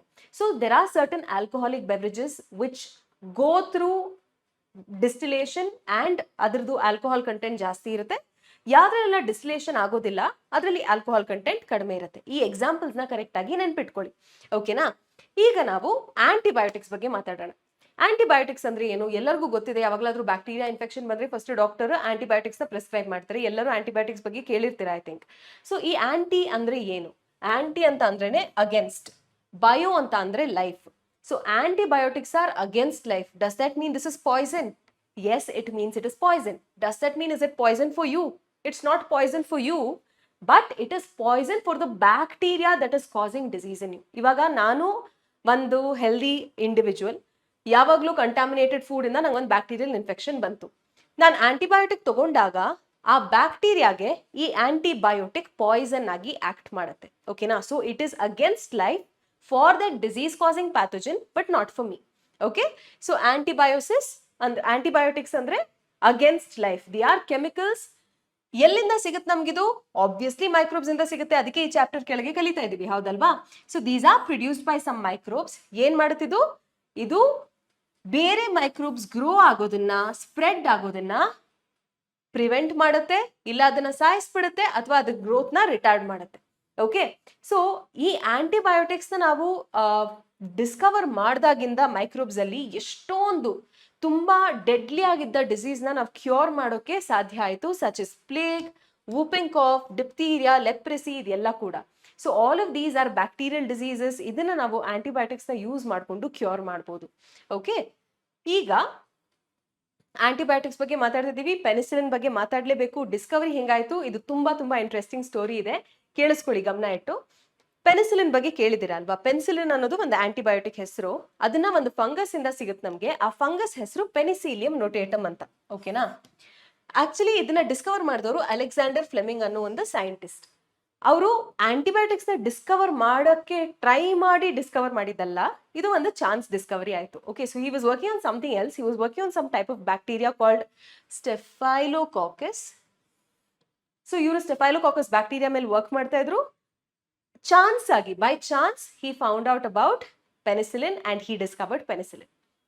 ಏನಾಯ್ತು ಎಕ್ಸಾಕ್ಟ್ಲಿ ಅಂತ ಅಂದ್ರೆ, ಇವರು ಬ್ಯಾಕ್ಟೀರಿಯಾ ಮೇಲೆ ವರ್ಕ್ ಮಾಡ್ತಾ ಇದ್ರಂದ್ರೆ ಅವರು ಪೆಟ್ರಿ ಪ್ಲೇಟ್ ನಲ್ಲಿ, ಇಂಥ ಪೆಟ್ರಿ ಪ್ಲೇಟ್ ಅಥವಾ ಪೆಟ್ರಿ ಡಿಶ್ ನಲ್ಲಿ ನ್ಯೂಟ್ರಿಯೆಂಟ್ ಮೀಡಿಯಾ ಇಟ್ಕೊಂಡಿದ್ರು. ಅದರಲ್ಲಿ ಸ್ಟೆಫೈಲೋಕಾಕಸ್ ಬ್ಯಾಕ್ಟೀರಿಯಾನ ಗ್ರೋ ಮಾಡ್ತಾ ಇದ್ರು. ಈ ಸ್ಟೆಫೈಲೋಕಾಕಸ್ ಬ್ಯಾಕ್ಟೀರಿಯಾನ ಗ್ರೋ ಮಾಡುವಾಗ ಬೈ ಚಾನ್ಸ್ ಏನಾಗೋಯ್ತು, ಅವ್ರ ಕಲ್ಚರ್ ಪ್ಲೇಟ್ ನ ಸರಿಯಾಗಿ ವಾಶ್ ಮಾಡಿರ್ಲಿಲ್ಲ, ಕ್ಲೀನ್ ಮಾಡಿರ್ಲಿಲ್ಲ ಆಲ್ಕೋಹಾಲ್ ಅಲ್ಲಿ, ಅದು ಕಂಟಾಮಿನೇಟ್ ಆಗೋಯ್ತು. ಆಕ್ಚುಲಿ ಅವ್ರಿಗೆ ಐಡಿಯಲಿ ಆ ಪ್ಲೇಟ್ ಅಲ್ಲಿ ಬರೀ ಒಂದು ಸ್ಟೆಫೈಲೋಕಾಕಸ್ ಬೇಕಿತ್ತು. ಕಂಟಾಮಿನೇಟ್ ಆಗೋಯ್ತು ಅಂತ ಅಂದ್ರೆ ಏನರ್ಥ, ಬೇರೆ ಯಾವುದು ಬೇಡದಿರೋ ಮೈಕ್ರೋಬ್ ಅದ್ರ ಮೇಲೆ ಬಂದು ಬೆಳೀತಾ ಇದೆ ಅಂತ ಅರ್ಥ. ಸೊ ಇದು ಕಂಟಾಮಿನೇಟ್ ಆದಾಗ ಏನಾಗೋಯ್ತು, ಒಂದು ಫಂಗಸ್, ಮೋಲ್ಡ್ ಅಂತ ಕರೀತಾರೆ NCERT ಅಲ್ಲಿ, ಒಂದು ಫಂಗಸ್ ಪೆನಿಸಿಲಿಯಂ ನೊಟೇಟಮ್ ಅನ್ನೋ ಒಂದು ಫಂಗಸ್ ಅದೇ ನ್ಯೂಟ್ರಿಯೆಂಟ್ ಮೀಡಿಯಾಲಿರೋ ನ್ಯೂಟ್ರಿಷನ್ ಯೂಸ್ ಮಾಡ್ಕೊಂಡು ಗ್ರೋ ಮಾಡಕ್ ಶುರು ಆಯ್ತು. ಅವ್ರು ಏನ್ ನೋಟಿಸ್ ಮಾಡಿದ್ರು ಅಂತ ಅಂದ್ರೆ, ಎಲ್ಲಿ ಫಂಗಸ್ ಗ್ರೋ ಆಗ್ತಾ ಇದೆ ಅದ್ರ ಸುತ್ತ ಒಂದು ಏನ್ ಹೇಳ್ತಾರೆ, ಒಂದು ಝೋನ್ ಅಥವಾ ಒಂದು ಏರಿಯಾಲಿ ಬ್ಯಾಕ್ಟೀರಿಯಾ ಗ್ರೋ ಆಗಕ್ ಆಗ್ತಾ ಇರಲಿಲ್ಲ. So he found out that ಈ ಮೈಕ್ರೋಬ್ ಪೆನಿಸಿಲಿಯಂ ನೊಟೇಟಮ್ ಏನ್ ಮೈಕ್ರೋಬ್ ಇದೆ, ಆ ಮೈಕ್ರೋಬ್ ಏನೋ ಕೆಮಿಕಲ್ ಸೆಕ್ರೀಟ್ ಮಾಡ್ತಾ ಇದೆ, ಆ ಕೆಮಿಕಲ್ ನಿಂದ ಬ್ಯಾಕ್ಟೀರಿಯಾ ಗ್ರೋ ಆಗೋದಕ್ಕೆ ಸಾಧ್ಯ ಆಗ್ತಾ ಇಲ್ಲ ಅಂತ ಅವರು ಕನ್ಕ್ಲೂಡ್ ಮಾಡಿದ್ರು. For example, here is such a plate. ಇಲ್ಲಿ ಸೆಂಟರ್ ಅಲ್ಲಿ ಏನ್ ನೀವು ನೋಡ್ತಾ ಇದ್ದೀರಾ, ದಿಸ್ ಇಸ್ ಪೆನಿಸಿಲಿನ್. ಇದ್ರ ಸುತ್ತ ಇರೋದು ಸ್ಪ್ರೆಡ್ ಮಾಡಿರೋದು ಇಸ್ ದ ಬ್ಯಾಕ್ಟೀರಿಯಂ ಸ್ಟೆಫೈಲೋಕಾಕಸ್. ನಿಮಗೆ ಕಾಣಿಸ್ತಾ ಇರೋ ಹಾಗೆ ಕ್ಲಿಯರ್ ಆಗಿ ಒಂದು ಝೋನ್ ಇದೆ ಇಲ್ಲಿ. ಈ ಝೋನ್ ಅಲ್ಲಿ ಬ್ಯಾಕ್ಟೀರಿಯಾ ಬೆಳೀತಾ ಇಲ್ಲ, ಇಮಿಡಿಯೇಟ್ಲಿ ಸರೌಂಡಿಂಗ್ ಪೆನಿಸಿಲಿಯಂ. ಯಾಕೆ ಅಂತಂದ್ರೆ ಆ ಪೆನಿಸಿಲಿಯಂ ಒಂದು ಪೆನಿಸಿಲಿನ್ ನ ಸೆಕ್ರೀಟ್ ಮಾಡುತ್ತೆ. ಆ ಸೆಕ್ರೀಟ್ ಮಾಡಿದಾಗ ಬೇರೆ ಯಾವ್ದಾದ್ರು ಮೈಕ್ರೋ ಆರ್ಗ್ಯಾನಿಸಮ್ಸ್ ಅದ್ರ ಸುತ್ತ ಬೆಳೆಯೋದಕ್ಕೆ ಸಾಧ್ಯ ಇಲ್ಲ. ಓಕೆ, ಸೊ ನ್ಯಾಚುರಲಿ ಈ ಪೆನಿಸಿಲಿಯನ್ ನೊಟೇಟಮ್ ಏನಕ್ಕೆ ಹಂಗೆ ಮಾಡಬೇಕು ಅಂತ ಅಂದ್ರೆ, ಕಾಂಪಿಟೇಷನ್ ಇರುತ್ತಲ್ವಾ ನೇಚರ್ ಅಲ್ಲಿ. ಆ ಕಾಂಪಿಟೇಷನ್ ಅಲ್ಲಿ ಎಷ್ಟೊಂದು ಮೈಕ್ರೋಬ್ಸ್ ಒಂದೇ ಕಡೆ ಹೋಗಿ ಅಲ್ಲಿಂದ ನ್ಯೂಟ್ರಿಯೆಂಟ್ಸ್ ತಗೋತಾ ಇರ್ಬೋದು. ಸೊ ಅದ್ರ ಸುತ್ತ ಬೇರೆ ಯಾವ್ದು ಮೈಕ್ರೋಬ್ಸ್ ಬೆಳೀದೇ ಇರಲಿ, ಅದಕ್ಕೆ ಜಾಸ್ತಿ ನ್ಯೂಟ್ರಿಯೆಂಟ್ಸ್ ಸಿಗ್ಲಿ ಅನ್ನೋ ಕಾರಣದಿಂದ ಇದು ಸೆಕ್ರೀಟ್ ಮಾಡಿರುತ್ತೆ. But it is useful for us. If it kills bacteria, there are so many bacterial diseases in humans ಅಲ್ವಾ. ಸೊ ನಾವು ಇದನ್ನೇ ಯೂಸ್ ಮಾಡಿಕೊಂಡು ಬ್ಯಾಕ್ಟೀರಿಯಲ್ ಡಿಸೀಸ್ ನ ಟ್ರೀಟ್ ಮಾಡ್ಬೋದಲ್ವಾ ಅಂತ ಒಂದು ಯೋಚನೆ ಬಂತು. Though it was Alexander Fleming to first discover penicillin, ಅದನ್ನ ಫುಲ್ಲಿ ಮೆಡಿಸಿನ್ ಅಲ್ಲಿ ಯೂಸ್ ಮಾಡಿದವರು ಅರ್ನೆಸ್ಟ್ ಚೇನ್ ಮತ್ತೆ ಹಾರ್ವರ್ಡ್ ಫ್ಲೋರಿ ಅನ್ನೋರು. ಓಕೆ, ಇವರಿಬ್ರು ಆಕ್ಚುಲಿ ಎಫೆಕ್ಟಿವ್ ಆಗಿ ಅದನ್ನ ಯೂಸ್ ಮಾಡಿದ್ದು ಟು ಟ್ರೀಟ್ ಬ್ಯಾಕ್ಟೀರಿಯಲ್ ಡಿಸೀಸಸ್. ಇದನ್ನ ವರ್ಲ್ಡ್ ವಾರ್ II ಟೈಮಲ್ಲಿ ತುಂಬಾ ಅಮೆರಿಕನ್ ಸೋಲ್ಜರ್ಸ್ ನ ಟ್ರೀಟ್ ಮಾಡೋದಕ್ಕೆ ಯೂಸ್ ಮಾಡ್ತಾ ಇದ್ರು. ಈ ಕಾರಣದಿಂದ ಈ 3 ಜನಕ್ಕೆ, Alexander Fleming, Ernst Chain, Howard Florey, ಈ 3 ಜನಕ್ಕೆ ನೊಬೆಲ್ ಪ್ರೈಸ್ ಬಂತು in the year 1945. Okay, so that's about this discovery story of penicillin. Antibiotics ಆಯ್ತು, ಆಲ್ಕೋಹಾಲಿಕ್ ಬೆವರೇಜಸ್ ಆಯ್ತು, ಹೌಸ್ ಹೋಲ್ಡ್ ಪ್ರಾಡಕ್ಟ್ಸ್ ಆಯ್ತು. ಈಗ ನಾವು chemicals, enzymes and other bioactive molecules ಬಗ್ಗೆ ಮಾತಾಡೋಣ. There are so many microbes from which we get acids. Okay, example Aspergillus niger. ಇದು ಒಂದು fungus ಹೆಸರು. ಇದರಿಂದ ನಮಗೆ ಸಿಟ್ರಿಕ್ ಆಸಿಡ್ ಸಿಗುತ್ತೆ. ಅಸಿಟೋಬ್ಯಾಕ್ಟರ್ ಅಸಿಟೈ ಹೆಸರಲ್ಲೇ ಇದೆ. This is a bacterium. Acetobacter ನಿಂದ ಅಸಿಟಿಕ್ ಆಸಿಡ್ ಸಿಗುತ್ತೆ. ಕ್ಲಾಸ್ಟ್ರೀಡಿಯಂ ಬ್ಯೂಟಿಲಿಕಮ್ ಇಂದ ಬ್ಯೂಟಿರಿಕ್ ಆಸಿಡ್ ಸಿಗುತ್ತೆ. ಲ್ಯಾಕ್ಟೋಬ್ಯಾಸಿಲಸ್ ನಿಂದ ಲ್ಯಾಕ್ಟಿಕ್ ಆಸಿಡ್ ಸಿಗುತ್ತೆ. ಲ್ಯಾಕ್ಟೋಬ್ಯಾಸಿಲಸ್ ನ ನಾವು ಕರ್ಡ್ ಅದರಲ್ಲಿ ಕೂಡ ಓದಿದ್ವಿ, ಹೌದಲ್ವಾ. So it is used in making curd from milk. Enzymes ನ ಕೂಡ ಪ್ರೊಡ್ಯೂಸ್ ಮಾಡೋದಕ್ಕೆ ನಾವು ಮೈಕ್ರೋಬ್ಸ್ ನ ಯೂಸ್ ಮಾಡ್ತೀವಿ. ಯಾವ್ದೆಲ್ಲ ಎನ್ಸೈಮ್ಸ್? ಲೈಪೇಸಸ್. ಲೈಪೇಸಸ್ ಅಂದ್ರೆ ಏನು? ಲಿಪಿಡ್ಸ್ ನ ಬ್ರೇಕ್ ಡೌನ್ ಮಾಡುವಂತಹ ಎನ್ಸೈಮ್ಸ್. ನಮ್ಗೆ ಬಟ್ಟೆಗಳಲ್ಲಿ, ಲಾಂಡ್ರಿಯಲ್ಲಿ ಏನಾದ್ರೂ ಸ್ಟೇನ್ ಆಗ್ಬೋದು. ಕೆಲವೊಮ್ಮೆ ಏನೋ ಊಟ ಮಾಡ್ತಾ ಇರುವಾಗ ಉಪ್ಪಿನಕಾಯಿ ಬೀಳ್ಬೋದು. ಉಪ್ಪಿನಕಾಯಲ್ಲಿ ಎಷ್ಟೊಂದು ಎಣ್ಣೆ ಇರುತ್ತೆ. ಸೊ ಆ ಆಯಿಲಿ ಸ್ಟೇನ್ ನ ರಿಮೂವ್ ಮಾಡೋದು ಸ್ವಲ್ಪ ಕಷ್ಟ. ಆ ಆಯಿಲಿ ಸ್ಟೇನ್ ನ ರಿಮೂವ್ ಮಾಡೋದಕ್ಕೆ, ಆಯಿಲ್ ಲಿಪಿಡ್ ಅಲ್ವಾ, ಸೊ ಏನಾದ್ರೂ ಲಿಪಿಡ್ ನ ಬ್ರೇಕ್ ಡೌನ್ ಮಾಡುವಂತಹ ಎನ್ಸೈಮ್ಸ್ ಬೇಕು. ಅವಾಗ ಲೈಪೇಸಸ್ ನ ಯೂಸ್ ಮಾಡಿಕೊಂಡು ಆಯಿಲ್ ಏನಾದ್ರೂ ಸ್ಟೇನ್ಸ್ ಇದ್ರೆ ಅದೆಲ್ಲ ವಾಶ್ ಮಾಡ್ಬೋದು, ಕ್ಲೀನ್ ಮಾಡ್ಬೋದು. ನೀವು ನೋಡಿರ್ಬೋದಲ್ವಾ, ಯಾವ್ದಾದ್ರು ಈ ಟೈಡ್ ಅಥವಾ ಯಾವ್ದಾದ್ರು ಒಂದು ಡಿಟರ್ಜೆಂಟ್ ಆಡ್ ಎಲ್ಲ ಬಂದ್ರೆ ಒಂದು ಸಣ್ಣ ಸಣ್ಣ ಮಾಲಿಕ್ಯೂಲ್ಸ್ ಹೋಗಿ ಅದನ್ನೆಲ್ಲ ಬ್ರೇಕ್ ಡೌನ್ ಮಾಡಿ ಫುಲ್ ಕ್ಲೀನ್ ಮಾಡುತ್ತೆ. That is nothing but are lipases. So ಈ ಡಿಟರ್ಜೆಂಟ್ ಫಾರ್ಮ್ಯುಲೇಷನ್ಸ್ ಅಲ್ಲಿ ಕೂಡ ನಾವು ಎನ್ಸೈಮ್ಸ್ ನ ನೋಡ್ತೀವಿ, ಲೈಪೇಸಸ್. ಈ ಲೈಪೇಸಸ್ ನ ನಾವು ಮೈಕ್ರೋಬ್ಸ್ ನಿಂದ ಎಕ್ಸ್ಟ್ರಾಕ್ಟ್ ಮಾಡ್ತೀವಿ. So it remains oily stains from the laundry. Pectinases and proteases. Pectinases and proteases are basically peptide bond breaking enzymes. ನಾವು ಇವಾಗ ಮನೆಯಲ್ಲೂ ಮ್ಯಾಂಗೋ ಜ್ಯೂಸ್ ಮಾಡ್ತೀವಿ. ಮಾಜಾ ಮತ್ತೆ ಸ್ಲೈಸ್ ಕೂಡ ಇದೆ. ಮನೆಯಲ್ಲಿ ಮಾಡಿದ ಮ್ಯಾಂಗೋ ಜ್ಯೂಸ್ ಮಾಜಾ ಸ್ಲೈಸ್ಗೆ ಎಷ್ಟು ಡಿಫ್ರೆನ್ಸ್ ಇರುತ್ತೆ. ಒನ್ ಥಿಂಗ್, ಮಾಜಾ ಸ್ಲೈಸ್ ಯಾವಾಗಲೂ ಒಂದೇ ತರ ಟೇಸ್ಟ್ ಮಾಡುತ್ತೆ. ಮನೆಯಲ್ಲಿ ಮಾಡಿರೋ ಮ್ಯಾಂಗೋ ಜ್ಯೂಸ್, ಮ್ಯಾಂಗೋ ಯಾವ ವೆರೈಟಿ ಎಷ್ಟು ಸ್ವೀಟ್ ಇದೆ ಅದ್ರ ಮೇಲೆ ಡಿಪೆಂಡ್ ಆಗುತ್ತೆ. That is different. ಇವಾಗ ನಾನು ಇಲ್ಲಿ ಕೇಳ್ತಾ ಇರೋ ಡಿಫ್ರೆನ್ಸ್ ಏನು ಅಂದ್ರೆ, ನೋಡೋದಕ್ಕೆ ಎಷ್ಟು ಕ್ಲಿಯರ್ ಆಗಿರುತ್ತೆ ಮಾಜಾ ಜ್ಯೂಸ್, ನಮ್ದು ಸ್ವಲ್ಪ ಅಷ್ಟು ಕ್ಲಿಯರ್ ಆಗಿರೋದಿಲ್ಲ. ಸೊ ಇದೇನಕ್ಕೆ ಅಂತ ಅಂದ್ರೆ, ಬಾಟಲ್ಡ್ ಜ್ಯೂಸಸ್ ನಲ್ಲಿ ಪೆಕ್ಟಿನೇಸ್ ಮತ್ತೆ ಪ್ರೋಟಿಯೇಸಸ್ ಅಂತ ಎನ್ಸೈಮ್ಸ್ ಯೂಸ್ ಮಾಡ್ತಾರೆ. ಅದು ಬ್ರೇಕ್ ಡೌನ್ ಮಾಡುತ್ತೆ ಏನಾದ್ರು ಪೆಪ್ಟೈಡ್ ಬಾಂಡ್ಸ್ ನ. ಸೊ ಫುಲ್ ಕ್ಲಿಯರ್ ಅಪಿಯರೆನ್ಸ್ ಸಿಗುತ್ತೆ ನಮಗೆ ಜ್ಯೂಸ್ದು. So that is one example. Streptokinase. Streptokinase ಅನ್ನೋ ಒಂದು ಎನ್ಸೈಮ್ ಇಸ್ ತುಂಬಾ ತುಂಬಾ important in medicine, in treatment of certain disorders. Streptokinase ನ ಒಂದು ಸ್ಟ್ರೆಪ್ಟೋಕಾಕಸ್ ಅನ್ನೋ ಬ್ಯಾಕ್ಟೀರಿಯಾ ಇಂದ ಒಬ್ಟೇನ್ ಮಾಡ್ತಾರೆ. ಇದನ್ನ ಜೆನೆಟಿಕಲಿ ಮಾಡಿಫೈ ಮಾಡಿ ಕ್ಲಾಟ್ ಬಸ್ಟರ್ ಆಗಿ ಯೂಸ್ ಮಾಡ್ತಾರೆ. ಬಾಡಿಯಲ್ಲಿ ಎಲ್ಲಾದ್ರೂ ಬ್ಲಡ್ ಕ್ಲಾಟ್ ಆಗಿ ಹಾರ್ಟ್ಗೆ ಬ್ಲಡ್ ಸಪ್ಲೈ ಮಾಡುವಂತ ವೆಸಲ್ಸ್ ಏನಾದ್ರೂ ಬ್ಲಡ್ ಕ್ಲಾಟ್ ಆಗಿ ಹಾರ್ಟ್ಗೆ ಸರಿಯಾಗಿ ಬ್ಲಡ್ ಸಿಗದೆ ಇರ್ಬೋದು, ಅಥವಾ ಎಲ್ಲಾದ್ರೂ ಬ್ಲಡ್ ಕ್ಲಾಟ್ ಆಗ್ಬೋದು ಬಾಡಿಯಲ್ಲಿ, ಅವಾಗ ಕ್ಲಾಟ್ನ ಬಸ್ಟ್ ಮಾಡೋದಕ್ಕೆ, ಕ್ಲಾಟ್ನ ಬ್ರೇಕ್ ಮಾಡೋದಕ್ಕೆ ಈ ಎನ್ಸೈಮ್ನ ಯೂಸ್ ಮಾಡ್ತಾರೆ. ಇದಕ್ಕೆ ನಾವು ಕ್ಲಾಟ್ ಬಸ್ಟರ್ ಅಂತ ಕರಿತೀವಿ. ಮತ್ತೆ ಸೈಕ್ಲೋಸ್ಪೋರಿನ್ ಎ, ಇದೆಲ್ಲ ಕೂಡ ನೀವು ನೆನ್ಪಿಟ್ಕೊಳ್ಬೇಕು, ಓಕೆನಾ? ಯಾಕಂದ್ರೆ ಎಂಟ್ರೆನ್ಸ್ ಎಕ್ಸಾಮ್ ಅಲ್ಲೆಲ್ಲ ಫ್ರೀಕ್ವೆಂಟ್ಲಿ ಈ ರೀತಿಯ ಕ್ವೆಶನ್ಸ್ ಬರ್ತಾನೆ ಇರುತ್ತೆ. ಬೇಸ್ಡ್ ಆನ್ ಯಾವ್ದ್ರಿಂದ ಯಾವ ಆರ್ಗ್ಯಾನಿಸಮ್ ಇಂದ ಯಾವ ಪ್ರಾಡಕ್ಟ್ ಸಿಗುತ್ತೆ, ಈ ಪ್ರಾಡಕ್ಟ್ ಯಾವ ಆರ್ಗ್ಯಾನಿಸಮ್ದು, ಅದು ಬ್ಯಾಕ್ಟೀರಿಯಾನ, ಫಂಗಸ್, ಅದು ಪ್ರೊಕ್ಯಾರಿಯೋಟ, ಯುಕ್ಯಾರಿಯೋಟ, ಈ ರೀತಿ ಎಲ್ಲ ಕ್ವೆಶನ್ಸ್ ಬರುತ್ತೆ. ಸೊ ಸೈಕ್ಲೋಸ್ಪೋರಿನ್ ಎ ನ ನಾವು ಒಂದು ಫಂಗಸ್ ಇಂದ ಒಬ್ಟೇನ್ ಮಾಡ್ತೀವಿ. ಆ ಫಂಗಸ್ ಹೆಸರು Trichoderma polysporum. Cyclosporin A is an immunosuppressive drug. Immunosuppressive ಅಂದ್ರೆ ಏನು? ಇಮ್ಯೂನ್ ಸಿಸ್ಟಮ್, ನಮ್ಮ ಇಮ್ಯೂನ್ ಸಿಸ್ಟಮ್ ನ ಸಪ್ರೆಸ್ ಮಾಡುವಂತಹ ಡ್ರಗ್. ನಮ್ಮ ಇಮ್ಯೂನ್ ಸಿಸ್ಟಮ್ ಕೆಲಸ ಏನು? ನಮ್ದಲ್ದೇ ಇರೋದು, ಫಾರಿನ್, ನಮ್ಮ ಬಾಡಿಗೆ ಬಿಲಾಂಗ್ ಆಗದೆ ಇರೋದು, ನಮ್ಮ ಬಾಡಿ ಒಳಗಡೆ ಏನಾದ್ರೂ ಬಂದ್ರೆ, ಅದು ಡಸ್ಟ್ ಆಗಿರ್ಬೋದು, ಯಾವ್ದಾದ್ರು ವೈರಸ್ ಇರ್ಬೋದು, ಬ್ಯಾಕ್ಟೀರಿಯಾ ಇರ್ಬೋದು, ಏನೇ ಆಗಿರ್ಬೋದು, ಅದು ನಮ್ಮ ಬಾಡಿಗೆ ಬಿಲಾಂಗ್ ಆಗಲ್ಲ. ಹೊರಗಡೆಯಿಂದ ನಮ್ಮ ಬಾಡಿಗೆ ಬಂದ್ರೆ ಅದನ್ನ ಫೈಟ್ ಮಾಡಿ ಕಿಲ್ ಮಾಡುತ್ತೆ. ಹೌದಲ್ವಾ? ನಾವ್ ಯಾಕೆ ಇಮ್ಯೂನ್ ಸಿಸ್ಟಮ್ ನ ಸಪ್ರೆಸ್ ಮಾಡಬೇಕು? ಯಾವಾಗ ಮಾಡ್ಬೇಕಾಗಿ ಬರ್ಬೋದು? ಯಾವಾಗಾದ್ರೂ ಆರ್ಗನ್ ಟ್ರಾನ್ಸ್ಪ್ಲಾಂಟ್ ಆಗಿದೆ ಅನ್ಕೊಳ್ಳೋಣ. So there is an individual, ಅವ್ರಿಗೆ ಕಿಡ್ನಿ ಸರಿಯಾಗಿ ಫಂಕ್ಷನ್ ಆಗ್ತಾ ಇಲ್ಲ, ಸೊ ಕಿಡ್ನಿ ಟ್ರಾನ್ಸ್ಪ್ಲಾಂಟ್ ಮಾಡಿದ್ದಾರೆ. ಆ ಕಿಡ್ನಿ ಟ್ರಾನ್ಸ್ಪ್ಲಾಂಟ್ ಮಾಡಿದಾಗ ನಮ್ಮ ಬಾಡಿದು ಇಮ್ಯೂನ್ ಸಿಸ್ಟಮ್ ಐಡೆಂಟಿಫೈ ಮಾಡುತ್ತೆ ಆ ಕಿಡ್ನಿ ನಂದಲ್ಲ, ಸೊ ನಾನು ಆ ಕಿಡ್ನಿನ ಕಿಲ್ ಮಾಡಬೇಕು, ಕಿಡ್ನಿ ಸೆಲ್ಸ್ನೆಲ್ಲ ಡೆಸ್ಟ್ರಾಯ್ ಮಾಡಬೇಕು ಅಂತ ನಮ್ಮ ಇಮ್ಯೂನ್ ಸಿಸ್ಟಮ್ ಒಂದು ಮಿಷನ್ನ ಟ್ರೈ ಮಾಡ್ತಾ ಇರುತ್ತೆ. ಓಕೆ, ಆ ಟೈಮಲ್ಲಿ ನಮ್ಮ ಬಾಡಿಗೆ ಕಿಡ್ನಿ ಬೇಕು, ಬೇರೆಯವ್ರ ಕಿಡ್ನಿ ಆಗಿದ್ರು ಕೂಡ ಕಿಡ್ನಿ ಬೇಕು ಓವರ್ ಆಲ್ ಇಂಡಿವಿಜುವಲ್ ಸರ್ವೈವಲ್ಗೆ. ಹಾಗಾಗಿ ಆ ಟೈಮಲ್ಲಿ ನಾವು ಇಮ್ಯೂನ್ ಸಿಸ್ಟಮ್ಗೆ, ಗುರು ಸ್ವಲ್ಪ ವೇಟ್ ಮಾಡು, ಇದು ನನಗೆ ಬೇಕಾಗಿರುವಂಥ ಆರ್ಗನ್, ಇದಿರ್ಲಿ, ನೀನ್ ಸ್ವಲ್ಪ ಕಾಮ್ ಡೌನ್ ಅಂತ ಹೇಳಿ ಕಾಮ್ ಮಾಡಿಸ್ತೀವಿ ಇಮ್ಯೂನ್ ಸಿಸ್ಟಮ್ನ. ಅದಕ್ಕೆ ನಾವು ಇಮ್ಯೂನೋಸಪ್ರೆಸಿವ್ ಡ್ರಗ್ ಅಂತ ಕರಿತೀವಿ. ಓಕೆ, ಸೊ ಅದನ್ನ ನಾವು ಟ್ರೈಕೋಡರ್ಮಾ ಪಾಲಿಸ್ಪೋರಮ್ ನಿಂದ ಯೂಸ್ ಮಾಡ್ಕೊಳ್ತೀವಿ. ಹಾಗೇನೆ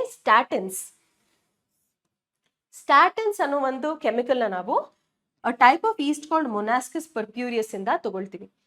this has the ability to lower the blood cholesterol levels. Blood ಅಲ್ಲಿ ಕೊಲೆಸ್ಟ್ರಾಲ್ ಇರುತ್ತೆ ಅಲ್ವಾ, ನೀವು ಕೇಳಿರ್ಬೋದು ಮನೆಯಲ್ಲೆಲ್ಲ, ಕೊಲೆಸ್ಟ್ರಾಲ್ ಜಾಸ್ತಿ ಆಯ್ತು, ಕಡಿಮೆ ಆಯ್ತು ಅಂತೆಲ್ಲ ಮಾತಾಡ್ತಾ ಇರೋದು ಎಲ್ಡರ್ಸ್. ಕೊಲೆಸ್ಟ್ರಾಲ್ ಜಾಸ್ತಿ ಇದ್ರೆ ಒಳ್ಳೇದಲ್ಲ. ಓಕೆ, ಸೊ ಯಾರಿಗಾದ್ರೂ ತುಂಬಾ ಹೈ ಕೊಲೆಸ್ಟ್ರಾಲ್ ಲೆವೆಲ್ ಇದ್ರೆ ಅದನ್ನ ಕಡಿಮೆ ಮಾಡಿಸೋದಕ್ಕೆ, ಬ್ಲಡ್ ಕೊಲೆಸ್ಟ್ರಾಲ್ ನ ಲೋವರ್ ಮಾಡೋದಕ್ಕೆ ಸ್ಟ್ಯಾಟಿನ್ಸ್ ನ ಯೂಸ್ ಮಾಡ್ತೀವಿ. ಅದನ್ನು ಕೂಡ ನಾವು ಒಬ್ಟೇನ್ ಮಾಡೋದು ಒಂದು ಫಂಗಸ್ ನಿಂದ. ಓಕೆ, ಸೊ ಹೆಂಗ್ ಎಕ್ಸಾಕ್ಟ್ಲಿ ವರ್ಕ್ ಮಾಡುತ್ತೆ ಅಂತ ಅಂದ್ರೆ, ಸ್ಟ್ಯಾಟಿನ್ಸ್ ಕೊಲೆಸ್ಟ್ರಾಲ್ ಸಿಂಥಸೈಸ್ ಆಗೋದಕ್ಕೆ ಒಂದು ಎನ್ಸೈಮ್ ಬೇಕು. ಆ ಎನ್ಸೈಮ್ ನ ಸಬ್ಸ್ಟ್ರೇಟ್ ಜೊತೆ competitively it acts like a competitive inhibitor and prevents the formation of cholesterol. Okay, so ಇಷ್ಟ ಆಯ್ತು ನಮ್ಮ ಕೆಮಿಕಲ್ಸ್. ಈಗ ಸೂವೇಜ್ ಟ್ರೀಟ್ಮೆಂಟ್ ಬಗ್ಗೆ ಮಾತಾಡೋಣ. ಸೂವೇಜ್ ಟ್ರೀಟ್ಮೆಂಟ್ ಅಂದ್ರೆ ಏನು? ಓಕೆ, ಫಸ್ಟ್ ಸೂವೇಜ್ ಅಂದ್ರೆ ಏನು ಎವ್ರಿ ಡೇ ನಮ್ಮ ಸಿಟೀಸ್ ಅಲ್ಲಿ, ಟೌನ್ಸ್ ಅಲ್ಲಿ ಮುನ್ಸಿಪಲ್ ವೇಸ್ಟ್ ಜನರೇಟ್ ಆಗುತ್ತೆ, ಅದಕ್ಕೆ ನಾವು ಸೂವೇಜ್ ಅಂತ ಕರಿತೀವಿ. ಹೌದಲ್ವಾ? ಸೊ ಸೂವೇಜ್ ಅಲ್ಲಿ ಹೈ ಅಮೌಂಟ್ ಆಫ್ ಹ್ಯೂಮನ್ ಎಕ್ಸ್ಕ್ರೀಟಾನ ನಾವು ನೋಡ್ಬೋದು. ಸೊ ಈ ಸೂವೇಜ್ ನ ನಾವು ವಾಟರ್ ಬಾಡೀಸ್ ಅಲ್ಲಿ ಬಿಡಕ್ ಮುಂಚೆ, ರಿಲೀಸ್ ಮಾಡಕ್ ಮುಂಚೆ ನಾವು ಅದನ್ನ ಟ್ರೀಟ್ ಮಾಡ್ತೀವಿ. ಅದಕ್ಕೆ ನಾವು ಸೂವೇಜ್ ಟ್ರೀಟ್ಮೆಂಟ್ ಅಂತ ಕರಿತೀವಿ. ಯಾಕೆ ಅದನ್ನ ಟ್ರೀಟ್ ಮಾಡಬೇಕು, ಹಾಗೆ ಯಾಕೆ ರಿಲೀಸ್ ಮಾಡಬಾರ್ದು ಅಂತ ಅಂದ್ರೆ, ಈ ರೀತಿಯ ಸೂವೇಜ್ ನಮಗೆ ಹಾಸ್ಪಿಟಲ್ಸ್ ನಿಂದ ರಿಲೀಸ್ ಆಗುತ್ತೆ, ಮನೆಗಳಿಂದ ರಿಲೀಸ್ ಆಗುತ್ತೆ. ನಾನು ಆಲ್ರೆಡಿ ಹೇಳಿದ ಹಾಗೆ ಇಲ್ಲಿ ಹೈ ಅಮೌಂಟ್ ಆಫ್ ಹ್ಯೂಮನ್ ಎಕ್ಸ್ಕ್ರೀಟಾ ಇರೋ ಕಾರಣದಿಂದ ಯಾವ್ದಾದ್ರು ಡಿಸೀಸ್ ಕಾಸಿಂಗ್ ಮೈಕ್ರೋಬ್ಸ್ ಕೂಡ ಅಲ್ಲಿರ್ಬೋದು. ನೀವು ಓದಿದಿರಾ ಹ್ಯೂಮನ್ ಹೆಲ್ತ್ ಅಂಡ್ ಡಿಸೀಸಸ್ ಅಲ್ಲಿ ಕಾಲೆರಾ ಅಂತ ರೋಗ ಎಲ್ಲ ಹೇಗೆ ಕಂಟಾಮಿನೇಟೆಡ್ ಫುಡ್ ಅಂಡ್ ವಾಟರ್ ಇಂದ ಸ್ಪ್ರೆಡ್ ಆಗುತ್ತೆ. ಅದಷ್ಟೇ ಅಲ್ಲದೆ ಹೈ ಆರ್ಗ್ಯಾನಿಕ್ ಕಂಟೆಂಟ್ ಇರುತ್ತೆ ಸೂವೇಜ್ ಅಲ್ಲಿ, that is very polluting for the water body. So water ಬಾಡಿಯಲ್ಲಿ ರಿಲೀಸ್ ಮಾಡೋ ಮುಂಚೆ ನಮ್ದು ಸೂವೇಜ್ದು ಪೊಲ್ಯೂಟಿಂಗ್ ಪೊಟೆನ್ಷಿಯಲ್ ನಾವು ಕಡಿಮೆ ಮಾಡಬೇಕು. ಅದನ್ನ ನಾವು ಮಾಡೋದಕ್ಕೆ ಸಾಧ್ಯ ಆಗಿರೋದು ಸೂವೇಜ್ ನ ಟ್ರೀಟ್ ಮಾಡೋದ್ರಿಂದ. ಸೂವೇಜ್ ನ ಟ್ರೀಟ್ ಮಾಡೋ ಜಾಗಕ್ಕೆ ಅದಕ್ಕೆ ಏನ್ ಯೂಸ್ ಮಾಡ್ತೀವಿ ವೆಸಲ್ಸ್, ಅದೆಲ್ಲ ಆ ಸೆಟ್ಗೆ ನಾವು ಸೂವೇಜ್ ಟ್ರೀಟ್ಮೆಂಟ್ ಪ್ಲಾಂಟ್ ಅಂತ ಕರಿತೀವಿ. ಸೊ ನಾವು ಸೂವೇಜ್ ಟ್ರೀಟ್ಮೆಂಟ್ ಪ್ಲಾಂಟ್ ನ 2 ಸ್ಟೇಜ್ ಅಲ್ಲಿ ಕಲ್ತ್ಕೋತೀವಿ. ಮೊದಲನೇದು is called primary treatment, second stage of treatment is called the secondary treatment. First ಅಲ್ಲಿ ಪ್ರೈಮರಿ ಟ್ರೀಟ್ಮೆಂಟ್ ಬಗ್ಗೆ ಕಲ್ತ್ಕೊಳ್ಳೋಣ. ಪ್ರೈಮರಿ ಟ್ರೀಟ್ಮೆಂಟ್, ಪ್ರೈಮರಿ ಅಂದ್ರೆ ಗೊತ್ತಲ್ಲ, ಫಸ್ಟ್ ಮಾಡುವಂತಹ treatment. So primary treatment is basically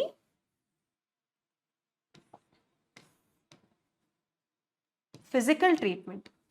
Okay, so physical removal, physical treatment. Primary treatment ಅಲ್ಲಿ 2 steps ಆಗುತ್ತೆ. ಮೊದಲನೇದು ಏನು ಅಂತ ಅಂದ್ರೆ ಸೀಕ್ವೆನ್ಷಿಯಲ್ ಫಿಲ್ಟ್ರೇಷನ್ ಅಂತ ಕರಿತೀವಿ.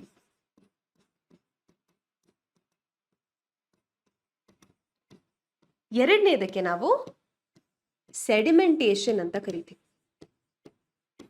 ಸೊ ಈ ಫಸ್ಟ್ ಪ್ರೈಮರಿ ಟ್ರೀಟ್ಮೆಂಟ್ ಅಲ್ಲಿ ಏನ್ ಮಾಡ್ತೀವಿ ಅಂದ್ರೆ, ದೊಡ್ಡ ಟ್ಯಾಂಕ್ಸ್ ಇರತ್ತೆ, ಇದಕ್ಕೆ ನಾವು ಪ್ರೈಮರಿ ಸೆಟ್ಲಿಂಗ್ ಟ್ಯಾಂಕ್ ಅಂತ ಕರಿತೀವಿ.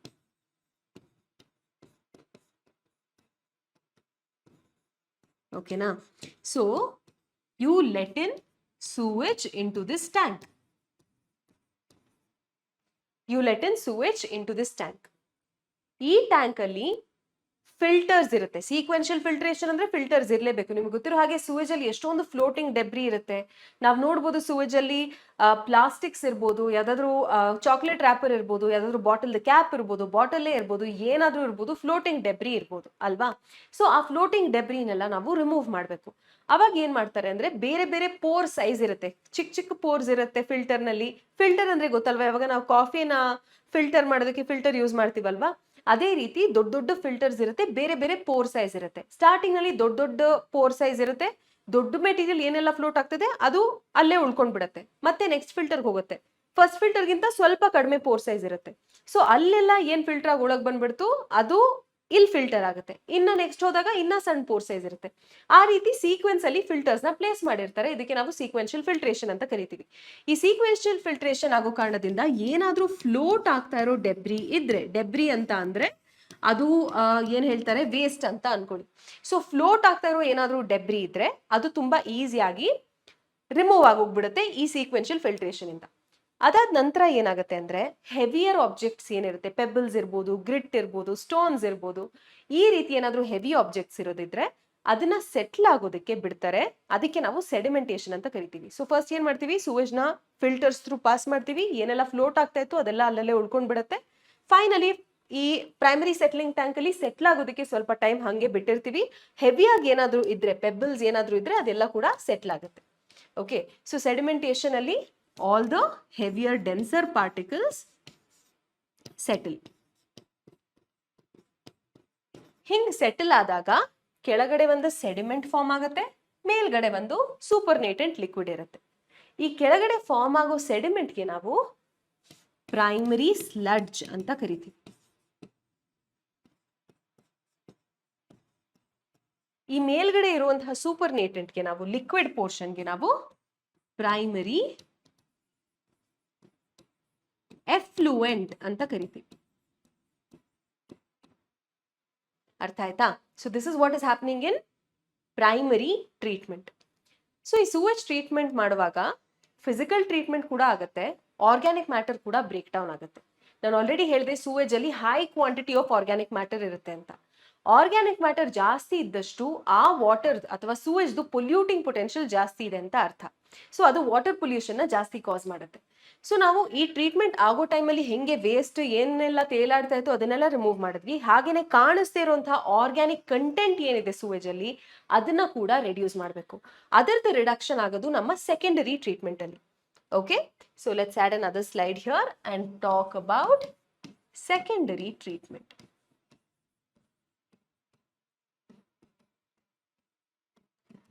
ಈ ಸೆಕೆಂಡರಿ ಟ್ರೀಟ್ಮೆಂಟ್ ಅಲ್ಲಿ ನಾವು ಮೈಕ್ರೋಬ್ಸ್ ನ ಯೂಸ್ ಮಾಡ್ತೀವಿ. ನೀವು ಯೋಚನೆ ಮಾಡಿರ್ಬೋದು, ಮೈಕ್ರೋಬ್ಸ್ ಬಗ್ಗೆ ಮಾತಾಡ್ತಾ ಇದೀವಿ, ಪ್ರೈಮರಿ ಟ್ರೀಟ್ಮೆಂಟ್ ಅಲ್ಲಿ ಮೈಕ್ರೋಬ್ಸ್ ಬಗ್ಗೆನೇ ಮಾತಾಡಿಲ್ಲ ಅಂತ. Secondary treatment is where the heterotrophic microbes will come in to picture. So heterotrophic microbes such as bacteria and fungi. ಈ ಹೆಟ್ರೋಟ್ರೋಫಿಕ್ ಮೈಕ್ರೋಬ್ಸ್ ನಾವು ಆಡ್ ಮಾಡ್ಬೇಕಾ ಸೂವೇಜ್ ಒಳಗಡೆ? ಇಲ್ಲ. ಸೂವೇಜ್ ಅಲ್ಲಿ ಆಲ್ರೆಡಿ ತುಂಬಾ ಎಕ್ಸ್ಕ್ರೀಟಾ ಇರೋ ಕಾರಣದಿಂದ, ಹ್ಯೂಮನ್ ಎಕ್ಸ್ಕ್ರೀಟಾಲೆ ತುಂಬಾ ಹೆಟ್ರೋಟ್ರೋಫಿಕ್ ಬ್ಯಾಕ್ಟೀರಿಯಾ ಇರುತ್ತೆ, ಫಂಗಸ್ ಎಲ್ಲ ಕಡೆ ಪ್ರೆಸೆಂಟ್ ಇರುತ್ತೆ ಏರ್ ಅಲ್ಲಿ. So it can get into the sewage also. Already present ಇರುತ್ತೆ ಹೆಟ್ರೋಟ್ರೋಫಿಕ್ ಮೈಕ್ರೋ ಆರ್ಗ್ಯಾನಿಸಮ್ಸ್ ನಮ್ಮ ಸೂವೇಜ್ ನಲ್ಲಿ. ಸೊ ಈ ಹೆಟ್ರೋಟ್ರೋಫಿಕ್ ಮೈಕ್ರೋ ಆರ್ಗ್ಯಾನಿಸಮ್ಸ್ ಏನ್ ಮಾಡುತ್ತೆ ಅಂತ ಹೇಳಿದ್ರೆ, ಇವಾಗ ನಮ್ಮ ಸೂವೇಜ್ ಅಲ್ಲಿ ಆರ್ಗ್ಯಾನಿಕ್ ಮ್ಯಾಟರ್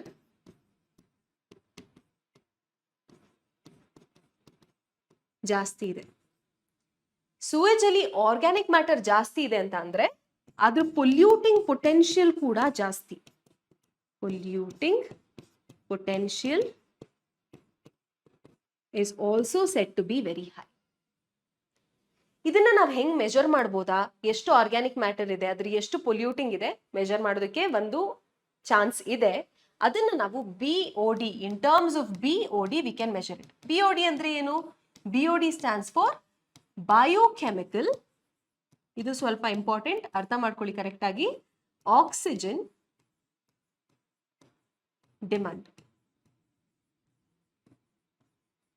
ನಾನು ಏನಿ ಬ್ಯಾಕ್ಟೀರಿಯಾ ಮತ್ತೆ ಫಂಗೈ ಸೂವೇಜ್ ನ ಟ್ರೀಟ್ ಮಾಡೋದಕ್ಕೆ ಹೆಲ್ಪ್ ಮಾಡ್ತಾ ಇದೆ ಅಂತ ಹೇಳ್ತಾ ಇದ್ದೀನಿ. These are aerobic organisms. ಅದು ಸರ್ವೈವ್ ಆಗ್ಬೇಕಂದ್ರೆ, ಬೆಳಿಬೇಕಂದ್ರೆ, ಗ್ರೋ ಆಗ್ಬೇಕಂದ್ರೆ ಅದಕ್ಕೆ ಆಕ್ಸಿಜನ್ ರಿಕ್ವೈರ್ಮೆಂಟ್ ಇದೆ. ಸೊ BOD ಅಂದ್ರೆ ಏನು? Biochemical oxygen demand. We are trying to measure the oxygen demand. Oxygen demand ಯಾವುದಕ್ಕೆ? ಫಾರ್ ಎಕ್ಸಾಂಪಲ್ ನಾವಿವಾಗ 1 ಲೀಟರ್ ಅಷ್ಟು ಸೂವೇಜ್ ನ ತಗೊಳ್ಳೋಣ, ಅಥವಾ let's say some water sample. So we have some water sample here. ಎಷ್ಟು water sample ಇದೆ? 1 litre ಇದೆ. ಈ 1 ಲೀಟರ್ ವಾಟರ್ ಸ್ಯಾಂಪಲ್ ಅಲ್ಲಿ ಸ್ವಲ್ಪ ಆರ್ಗ್ಯಾನಿಕ್ ಮ್ಯಾಟರ್ ಕೂಡ ಇದೆ, ಹಾಗೇನೆ ಏರೋಬಿಕ್ ಹೆಟ್ರೋಟ್ರೋಫಿಕ್ ಬ್ಯಾಕ್ಟೀರಿಯಾ ಮತ್ತೆ ಫಂಗೈ ಕೂಡ ಇದೆ. 1 ಲೀಟರ್ ವಾಟರ್ ಸ್ಯಾಂಪಲ್ ನಲ್ಲಿ ಇರುವಂತಹ ಆರ್ಗ್ಯಾನಿಕ್ ಮ್ಯಾಟರ್ನ ಬ್ರೇಕ್ ಡೌನ್ ಮಾಡೋದಕ್ಕೆ ಆ 1 ಲೀಟರ್ ಅಲ್ಲಿ ಇರುವಂತಹ ಬ್ಯಾಕ್ಟೀರಿಯಾ ಮತ್ತೆ ಫಂಗೈಗೆ ಎಷ್ಟು ಆಕ್ಸಿಜನ್ ಬೇಕು, ಅದಕ್ಕೆ ನಾವು ಬಯೋಕೆಮಿಕಲ್ ಆಕ್ಸಿಜನ್ ಡಿಮಾಂಡ್ ಅಂತ ಕರಿತೀವಿ. ಈಗ ಈ ಬ್ಯಾಕ್ಟೀರಿಯಾ ಮತ್ತೆ ಫಂಗೈ ಏನು ಸೂವೇಜ್ ಅಲ್ಲಿ ಇರುತ್ತೆ, ಅದು ಏನ್ ಆರ್ಗ್ಯಾನಿಕ್ ಮ್ಯಾಟರ್ ಸೂವೇಜ್ ಅಲ್ಲಿ ಇರುತ್ತೆ, this is like food for this bacteria and fungus. ಈ ಆರ್ಗ್ಯಾನಿಕ್ ಮ್ಯಾಟರ್ನ ಇದು ಊಟ ತರ ಯೂಸ್ ಮಾಡ್ಕೊಳ್ಳುತ್ತೆ. ಸೊ ಇದನ್ನ ಇದು ಊಟ ತರ ಯೂಸ್ ಮಾಡ್ಕೊಂಡು ಬೆಳಿಬೇಕು, ನಂಬರ್ನ ಇನ್ಕ್ರೀಸ್ ಮಾಡ್ಕೋಬೇಕು, ಗ್ರೋ ಆಗ್ಬೇಕು, ಮಲ್ಟಿಪ್ಲೈ ಆಗ್ಬೇಕು ಅಂತ ಅಂದ್ರೆ ಅದಕ್ಕೆ ಆಕ್ಸಿಜನ್ ಬೇಕು. 1 ಲೀಟರ್ ನಲ್ಲಿರುವಂತಹ ಆರ್ಗ್ಯಾನಿಕ್ ಮ್ಯಾಟರ್ನ ಬ್ರೇಕ್ ಡೌನ್ ಮಾಡೋದಕ್ಕೆ ಆ 1 ಲೀಟರ್ ಅಲ್ಲಿರುವಂತಹ ಬ್ಯಾಕ್ಟೀರಿಯಾ ಮತ್ತೆ ಫಂಗಸ್ಗೆ ಎಷ್ಟು ಆಕ್ಸಿಜನ್ ಬೇಕು, that is what is the biochemical oxygen demand. ಓಕೆನಾ? ಸೊ ಆರ್ಗ್ಯಾನಿಕ್ ಮ್ಯಾಟರ್ ಜಾಸ್ತಿ ಇದ್ರೆ ಪೊಲ್ಯೂಟಿಂಗ್ ಪೊಟೆನ್ಷಿಯಲ್ ಜಾಸ್ತಿ ಅಂತ ಹೇಳ್ತೇವೆ. ಆರ್ಗ್ಯಾನಿಕ್ ಮ್ಯಾಟರ್ ಜಾಸ್ತಿ ಇದ್ರೆ ಆಕ್ಸಿಜನ್ ರಿಕ್ವೈರ್ಮೆಂಟ್ ಕೂಡ ಜಾಸ್ತಿ.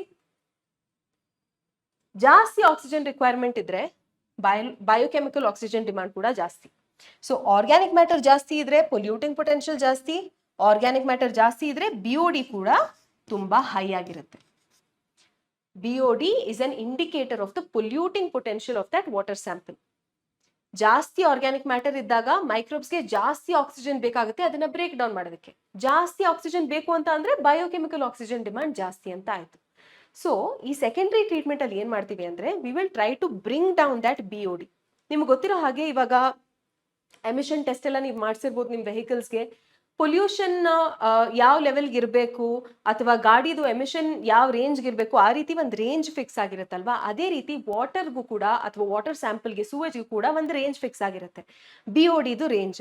ಆ ರೇಂಜ್ ಒಳಗಡೆ ಇದ್ರೆ it is safe to be released into water bodies. ತುಂಬಾ ಹೈ ಆಗಿದ್ರೆ it is not safe to be released into water bodies, ಯಾಕಂದ್ರೆ ವಾಟರ್ ಪೊಲ್ಯೂಷನ್ ನ ಕಾಸ್ ಮಾಡುತ್ತೆ ಅಂತ. ಸೊ ವಾಟರ್ ಬಾಡೀಸ್ಗೆ ರಿಲೀಸ್ ಮಾಡೋದಕ್ಕೆ ಮುಂಚೆ ನಾವು ಈ BODನ ಬ್ರಿಂಗ್ ಡೌನ್ ಮಾಡಬೇಕು. BODನ ಬ್ರಿಂಗ್ ಡೌನ್ ಮಾಡೋದಕ್ಕೆ ಏನ್ ಮಾಡಬೇಕು? ಆರ್ಗ್ಯಾನಿಕ್ ಮ್ಯಾಟರ್ ಅದರಲ್ಲಿ ಏನಿದೆ ಅದನ್ನ ಕಡಿಮೆ ಮಾಡಬೇಕು. ಆರ್ಗ್ಯಾನಿಕ್ ಮ್ಯಾಟರ್ ಕಡಿಮೆ ಆದಾಗ ಪೊಲ್ಯೂಟಿಂಗ್ ಪೊಟೆನ್ಷಿಯಲ್ ಕೂಡ ಕಡಿಮೆ ಆಗುತ್ತೆ, BOD ಕೂಡ ಕಡಿಮೆ ಆದಂಗೆ. ಆರ್ಗ್ಯಾನಿಕ್ ಮ್ಯಾಟರ್ನ ಹೆಂಗ್ ಕಡಿಮೆ ಮಾಡ್ಬೋದು? ಈ ಬ್ಯಾಕ್ಟೀರಿಯಾ ಮತ್ತೆ ಫಂಗಸ್ಗೆ ಇದನ್ನ ಬ್ರೇಕ್ ಡೌನ್ ಮಾಡಕ್ಕೆ ಏನ್ ಬೇಕು ಅದನ್ನ ಜಾಸ್ತಿ ಕೊಡೋದು. ಬ್ಯಾಕ್ಟೀರಿಯಾ ಮತ್ತೆ ಫಂಗೈ ಆಲ್ರೆಡಿ ಇದೆ, ಇದಕ್ಕೆ ಜಾಸ್ತಿ ಆಕ್ಸಿಜನ್ ಕೊಟ್ರೆ ಆರ್ಗ್ಯಾನಿಕ್ ಮ್ಯಾಟರ್ನ ಚೆನ್ನಾಗಿ ಬ್ರೇಕ್ ಡೌನ್ ಮಾಡುತ್ತೆ. ಆರ್ಗ್ಯಾನಿಕ್ ಮ್ಯಾಟರ್ನ ಬ್ರೇಕ್ ಡೌನ್ ಮಾಡಿ ಅದರ ಲೆವೆಲ್ ಕಡಿಮೆ ಮಾಡಿದ ಹಾಗೆ ನಮ್ಮ ಪೊಲ್ಯೂಟಿಂಗ್ ಪೊಟೆನ್ಷಿಯಲ್ BOD ಎರಡು ಕೂಡ ಕಡಿಮೆ ಆಗುತ್ತೆ. ಸೊ ನಾವು ನಮ್ಮ ಸೆಕೆಂಡ್ ಸ್ಟೇಜ್ ಅಲ್ಲಿ ಸೆಕೆಂಡರಿ ಟ್ರೀಟ್ಮೆಂಟ್ ಅಲ್ಲಿ we will pass this primary effluent into another tank called aeration tank.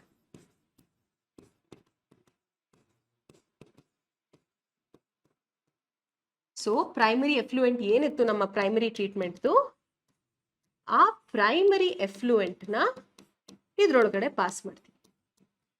Primary effluent ಅಲ್ಲಿ ಬ್ಯಾಕ್ಟೀರಿಯಾ ಇದೆ, ಫಂಗೈ ಇದೆ, ಆರ್ಗ್ಯಾನಿಕ್ ಮ್ಯಾಟರ್ ಇದೆ. ಓಕೆ, ಓಮ್ ಅಂತ ಬರೆದ್ಬಿಟ್ಟಿದ್ದೀನಿ, ಕನ್ಫ್ಯೂಸ್ ಆಗಬೇಡಿ, ಆರ್ಗ್ಯಾನಿಕ್ ಅಂತ ಬರೀತೀನಿ, ಆರ್ಗ್ಯಾನಿಕ್ ಮ್ಯಾಟರ್. ಈ ಆರ್ಗ್ಯಾನಿಕ್ ಮ್ಯಾಟರ್ನ ಈ ಬ್ಯಾಕ್ಟೀರಿಯಾ ಮತ್ತೆ ಫಂಗೈ ಬ್ರೇಕ್ ಡೌನ್ ಮಾಡಬೇಕು. ಅದಕ್ಕೆ ನಾವು ಚೆನ್ನಾಗಿ ಆಕ್ಸಿಜನ್ ನ ಸಪ್ಲೈ ಮಾಡ್ತೀವಿ. ಇದ್ರೊಳಗಡೆ ಸ್ಪಿನ್ನರ್ಸ್ ತರ ಫ್ಯಾನ್ ತರ ಇರುತ್ತೆ, ಅದು ತಿರುಗ್ತಾ ಇರುತ್ತೆ, ಯಾವಾಗ್ಲೂ ಆಕ್ಸಿಜನ್ ಇದಕ್ಕೆ ಸಿಗೋ ರೀತಿ ಮಾಡುತ್ತೆ. ಈ ಬ್ಯಾಕ್ಟೀರಿಯಾ ಫಂಗ ಏನ್ ಮಾಡುತ್ತೆ ಅವಾಗ, ಈ ಆಕ್ಸಿಜನ್ ಅಥವಾ ಆಕ್ಸಿಜನ್ ನ ಯೂಸ್ ಮಾಡ್ಕೊಂಡು ಆರ್ಗ್ಯಾನಿಕ್ ಮ್ಯಾಟರ್ ನ ಬ್ರೇಕ್ ಡೌನ್ ಮಾಡ್ತಾ ಹೋಗುತ್ತೆ. ಹಾಗೆ ನಡೀತಾ ನಡೀತಾ ಆರ್ಗ್ಯಾನಿಕ್ ಮ್ಯಾಟರ್ ಲೆವೆಲ್ ಕಡಿಮೆ ಆಗುತ್ತೆ. ಬ್ಯಾಕ್ಟೀರಿಯಾ ಮತ್ತೆ ಫಂಗಸ್ ಅದೇ ಊಟ ತಿನ್ಕೊಂಡು ಚೆನ್ನಾಗಿ ಬೆಳ್ಕೊಂಡು ಅದರ ನಂಬರ್ ಇನ್ಕ್ರೀಸ್ ಆಗುತ್ತೆ. ಫಂಗಸ್ ಹೆಂಗಿರುತ್ತೆ ಬಾಡಿ, ಫಿಲಮೆಂಟಸ್ ಆಗಿರುತ್ತೆ ಅಲ್ವಾ, ಹೈಫೆ ಅಂತ ಕರಿತೀವಿ ನಾವು ಅದಕ್ಕೆ. ಸೊ ಈ ಫಂಗಸ್ ಬೆಳೀತಾ ಬೆಳೀತಾ ಬೆಳೀತಾ ಒಂದು ಹೈಫೆ ಫಿಲಮೆಂಟಸ್ ಹೈಫೆನ ಫಾರ್ಮ್ ಮಾಡುತ್ತೆ. ಬ್ಯಾಕ್ಟೀರಿಯಾ ಕೂಡ ಬೆಳೀತಾ ಬೆಳೀತಾ ಹಂಗೆ ಆ ಹೈಫೆ ಏನ್ ಫಿಲಮೆಂಟ್ ಇರುತ್ತೆ ಅದ್ರ ಮಧ್ಯ ಟ್ರ್ಯಾಪ್ ಆಗಿ ಒಂದು ಮೆಶ್ ತರ ಫಾರ್ಮ್ ಮಾಡುತ್ತೆ. ಇದಕ್ಕೆ ನಾವು ಫ್ಲಾಕ್ಸ್ ಅಂತ ಕರಿತೀವಿ. ಹೆಂಗೆ ಆರ್ಗ್ಯಾನಿಕ್ ಮ್ಯಾಟರ್ ಕಡಿಮೆ ಆಗ್ತಾ ಇದೆ ಹಾಗೇನೆ ಬ್ಯಾಕ್ಟೀರಿಯಾ ಫಂಗೈ ನಂಬರ್ ಕೂಡ ಇನ್ಕ್ರೀಸ್ ಆಗ್ತಾ ಇರುತ್ತೆ. ಈ ರೀತಿ ಒಂದು ಮೆಶ್ ಸ್ಟ್ರಕ್ಚರ್ ಫಾರ್ಮ್ ಮಾಡುತ್ತೆ, ಅದಕ್ಕೆ ನಾವು ಫ್ಲಾಕ್ಸ್ ಅಂತ ಕರಿತೀವಿ. ಈ ಏರೇಷನ್ ಟ್ಯಾಂಕ್ ನ ಸ್ವಲ್ಪ ಹೊತ್ತು ಸೆಡಿಮೆಂಟ್ ಆಗೋದಕ್ಕೆ ಬಿಡ್ತೀವಿ. ಆವಾಗ ಈ ಫ್ಲಾಕ್ಸ್ ಏನಿದೆ, flax will settle at the bottom. So ಈ ಫ್ಲಾಕ್ಸ್ ಏನಿದೆ, this will sediment at the bottom of the aeration tank. ಆಮೇಲೆ ಮತ್ತೆ BOD ಮೆಜರ್ ಮಾಡ್ತಾರೆ. BOD ಸಿಗ್ನಿಫಿಕೆಂಟ್ಲಿ ಕಡಿಮೆ ಆಗಿದೆ ಅನ್ನುವಾಗ, when it is safe to be released into water bodies, this effluent can be released into water bodies. ಓಕೆನಾ? ಮತ್ತೆ ಇದಕ್ಕೇನಂತ ಕರಿತೀವಿ, ಇದು ಸೆಟ್ಲ್ ಆಗಿರೋದಕ್ಕೆ, ಇದಕ್ಕೆ ನಾವು ಆಕ್ಟಿವೇಟೆಡ್ ಸ್ಲಡ್ಜ್ ಅಂತ ಕರಿತೀವಿ.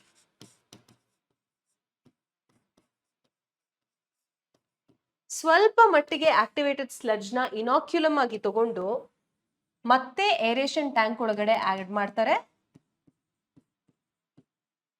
ಇನ್ ಮಿಕ್ಕಿದ ಪೋರ್ಷನ್ ಏನಿರುತ್ತೆ ಇದನ್ನ ಬಯೋಗ್ಯಾಸ್ ಪ್ಲಾಂಟ್ ನಲ್ಲಿ ಬಯೋಗ್ಯಾಸ್ ಒಬ್ಟೇನ್ ಮಾಡೋದಕ್ಕೆ ಯೂಸ್ ಮಾಡ್ತಾರೆ. ಏನ್ ಬ್ಯಾಕ್ಟೀರಿಯಾ ಫಂಗೈ ಹೆಟ್ರೋಟ್ರೋಫಿಕ್ ಆರ್ಗ್ಯಾನಿಸಮ್ಸ್ ಇತ್ತು ಅದನ್ನ ಡೈಜೆಸ್ಟ್ ಮಾಡ್ಕೊಂಡು ಆನರೋಬಿಕ್ ಮೈಕ್ರೋ ಆರ್ಗ್ಯಾನಿಸಮ್ಸ್ ಏನ್ ಮಾಡತ್ತೆ, ಬಯೋಗ್ಯಾಸ್ ನ ಪ್ರೊಡ್ಯೂಸ್ ಮಾಡುತ್ತೆ. ಹೆಂಗೆ ಎಕ್ಸಾಕ್ಟ್ಲಿ ಅದಾಗುತ್ತೆ ಹೋಗ್ತಾ ಹೋಗ್ತಾ ಕಲ್ಯಾಣ. ಸೊ ಇವಾಗ ಇದನ್ನ ನಾವು ಬಯೋಗ್ಯಾಸ್ ಪ್ಲಾಂಟ್ಗೆ ಯೂಸ್ ಮಾಡ್ತಾರೆ.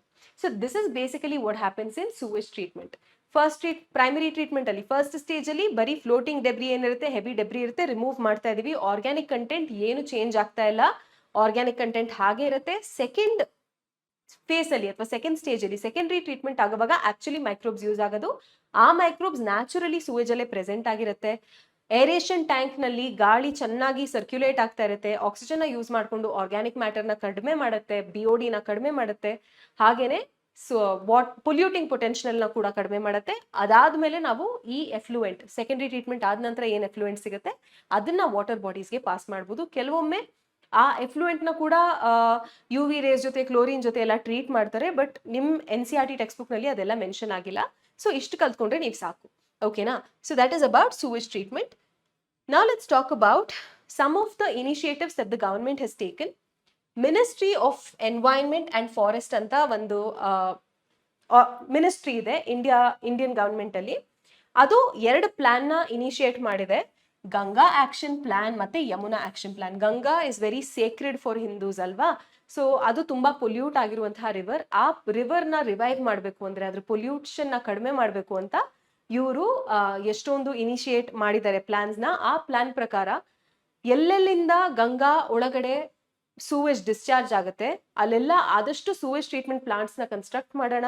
ಸೂವೇಜ್ ಟ್ರೀಟ್ ಆಗಿರೋ ಸೂವೇಜ್ ನ ಮಾತ್ರ ನೀರೊಳಗಡೆ ರಿಲೀಸ್ ಮಾಡೋಣ, ರಿವರ್ ಒಳಗಡೆ ರಿಲೀಸ್ ಮಾಡೋಣ ಅನ್ನೋದು ಈ ಪ್ಲಾನ್ಸ್ ನ main aim. So under these plans a large number of sewage treatment plants build ಮಾಡೋದಕ್ಕೆ ಟ್ರೈ ಮಾಡ್ತಾ ಇದ್ದಾರೆ. Okay, so that's about sewage treatment. ಈಗ ನಾವು microbes in the production of biogas ಬಗ್ಗೆ ಮಾತಾಡೋಣ. ನಾನು ಈಗಷ್ಟೇ ಹೇಳಿದೆ ಆಕ್ಟಿವೇಟೆಡ್ ಸ್ಲಡ್ಜ್ ಅಲ್ಲಿ ಫ್ಲಾಕ್ಸ್ ಅಲ್ಲಿ ಇದ್ದಿದ್ದಂತಹ ಹೆಟ್ರೋಟ್ರೋಫಿಕ್ ಫಂಗೈ ಬ್ಯಾಕ್ಟೀರಿಯಾ ಎಲ್ಲ ಇರುತ್ತೆ. ಅದನ್ನ ಡೈಜೆಸ್ಟ್ ಮಾಡೋದಕ್ಕೆ ನಾವು ಅದನ್ನ ಬಯೋಗ್ಯಾಸ್ ಪ್ಲಾಂಟ್ಗೆ ಕಳಿಸ್ತೀವಿ ಅಂತ ಅಥವಾ ಅಲ್ಲಿಗೆ ಟ್ರಾನ್ಸ್ಫರ್ ಮಾಡ್ತೀವಿ ಅಂತ. ಸೊ ಬಯೋಗ್ಯಾಸ್ ಅಂದ್ರೆ ಹೆಂಗೆ ಎಕ್ಸಾಕ್ಟ್ಲಿ ಆಗುತ್ತೆ ಅದನ್ನ ನೋಡೋಣ. ಬಯೋಗ್ಯಾಸ್ ಅಂದ್ರೆ ಏನು? ಲಿವಿಂಗ್ ಆರ್ಗ್ಯಾನಿಸಮ್ಸ್ ನಿಂದ ಒಬ್ಟೇನ್ ಆಗಿರುವಂತಹ gas. It is usually a mixture of many gases. ಅದರಲ್ಲಿ ಜಾಸ್ತಿ ಮೀಥೇನ್ ಇರುತ್ತೆ, ಕಾರ್ಬನ್ ಡೈಆಕ್ಸೈಡ್ ಕೂಡ ಇರುತ್ತೆ, ಹೈಡ್ರೋಜನ್ ಕೂಡ ಇರುತ್ತೆ, ಬಟ್ ಮೀಥೇನ್ ಜಾಸ್ತಿ ಪ್ರಮಾಣದಲ್ಲಿ ಇರುತ್ತೆ. ಇದು ಸಿಕ್ಕಿರೋದು ನಮಗೆ ಮೈಕ್ರೋಬಿಯಲ್ ಆಕ್ಟಿವಿಟಿಯಿಂದ ವಿಚ್ ಆರ್ ಲಿವಿಂಗ್ ಆರ್ಗ್ಯಾನಿಸಮ್ಸ್. ಹಾಗಾಗಿ ನಾವು ಇದಕ್ಕೆ ಬಯೋಗ್ಯಾಸ್ ಅಂತ ಕರಿತೀವಿ. One advantage of biogas is that it is inflammable. ಅದಕ್ಕೆ ಬೆಂಕಿ ಹತ್ಕೊಳ್ಳುತ್ತೆ ಅದು. ಸೊ ಅದನ್ನ ಫ್ಯೂಯಲ್ ಆಗಿ ಯೂಸ್ ಮಾಡ್ಬೋದು. ನಾವು ಯಾವ ಗ್ಯಾಸ್ ಪ್ರೊಡ್ಯೂಸ್ ಮಾಡುತ್ತೆ ಒಂದು ಮೈಕ್ರೋಬ್, ಇಟ್ ಡಿಪೆಂಡ್ಸ್ ಆನ್ ಯಾವ ಮೈಕ್ರೋಬ್ ಅದು ಮತ್ತೆ ಅದು ಯಾವ ಸಬ್ಸ್ಟ್ರೇಟ್ನ ಯೂಸ್ ಮಾಡ್ತಾ ಇದೆ ಅಂತ. ಕೆಲವೊಂದು ಬ್ಯಾಕ್ಟೀರಿಯಾ ಇದೆ, ಆ ಗ್ರೂಪ್ ಆಫ್ ಬ್ಯಾಕ್ಟೀರಿಯಾಗೆ ನಾವು ಮೆಥನೋಜೆನ್ಸ್ ಅಂತ ಕರಿತೀವಿ. ಇದನ್ನ ನೀವು ಬಯೋಲಾಜಿಕಲ್ ಕ್ಲಾಸಿಫಿಕೇಶನ್ ಅಲ್ಲೂ ಆರ್ಕೆ ಬ್ಯಾಕ್ಟೀರಿಯಾ ಕೆಳಗಡೆ ಕಲ್ತಿರ್ತೀರಾ. ಈ ಮೆಥನೋಜೆನ್ಸ್ ಹೆಸರಿಗೆ ತಕ್ಕಂತೆ ಮೀಥೇನ್ ಜನರೇಟಿಂಗ್ ಮೆಥನೋಜೆನ್ಸ್, ಇವರು ಆನರೋಬಿಕ್ಲಿ ಗ್ರೋ ಆಗುವಂತಹ ಬ್ಯಾಕ್ಟೀರಿಯಾ. ಇದು ಸೆಲ್ಯುಲೋಸಿಕ್ ಮೆಟೀರಿಯಲ್ ಮೇಲೆ ಚೆನ್ನಾಗಿ ಬೆಳೆಯುತ್ತೆ, ಅದನ್ನ ಡೈಜೆಸ್ಟ್ ಮಾಡುತ್ತೆ anaerobically, and it will produce large amount of methane, carbon dioxide and hydrogen. Okay, so usually ಈ ಮೆಥನೋಜೆನ್ಸ್ ನೇ ಯೂಸ್ ಮಾಡ್ಕೋತಾರೆ ಬಯೋಗ್ಯಾಸ್ ನ ಪ್ರೊಡ್ಯೂಸ್ ಮಾಡೋದಕ್ಕೆ. ಒಂದು ಎಕ್ಸಾಂಪಲ್ ಫಾರ್ ಅ ಮೆಥನೋಜೆನ್ ಇಸ್ ಮೆಥಾನೋಬ್ಯಾಕ್ಟೀರಿಯಂ. ಇದು ಆನರೋಬಿಕ್ ಸ್ಲಡ್ಜ್ ಅಲ್ಲಿ ಇರುತ್ತೆ, ಕೆಲವೊಮ್ಮೆ ಸೂವೇಜ್ ಟ್ರೀಟ್ಮೆಂಟ್ ಅಲ್ಲಿ. ಆಮೇಲೆ ಕ್ಯಾಟಲ್ ಏನಿರುತ್ತಲ್ವಾ, ಕ್ಯಾಟಲ್ ದನ ಎಲ್ಲ ಏನಿರುತ್ತೆ ಅದ್ರ ಆಲಿಮೆಂಟ್ರಿ ಕೆನಾಲ್ ಅಲ್ಲಿ ರೂಮೆನ್ ಅಂತ ಇರುತ್ತೆ. ಸೊ ಕ್ಯಾಟಲ್ದು ಒಂದು ಪಾರ್ಟ್ ಇರುತ್ತೆ ಆಲಿಮೆಂಟ್ರಿ ಕೆನಾಲ್ ಅಲ್ಲಿ ರೂಮೆನ್ ಅಂತ. ಆ ರೂಮೆನ್ ಅಲ್ಲಿ ನೀವು ಈ ರೀತಿಯ ಬ್ಯಾಕ್ಟೀರಿಯಂ ನ್ಯಾಚುರಲ್ ಆಗಿ ಪ್ರೆಸೆಂಟ್ ಆಗಿರುತ್ತೆ. ಕ್ಯಾಟಲ್ ಹರ್ಬಿವೋರಸ್ ಆರ್ಗ್ಯಾನಿಸಮ್ಸ್, ಅದು ಪ್ಲಾಂಟ್ಸ್ನೇ ಜಾಸ್ತಿ ತಿನ್ನುತ್ತೆ, ಗ್ರಾಸ್, ಎಲೆ, ಹೇ ಇದನ್ನೇ ತಿನ್ನುತ್ತೆ ಅಲ್ವಾ ಜಾಸ್ತಿ.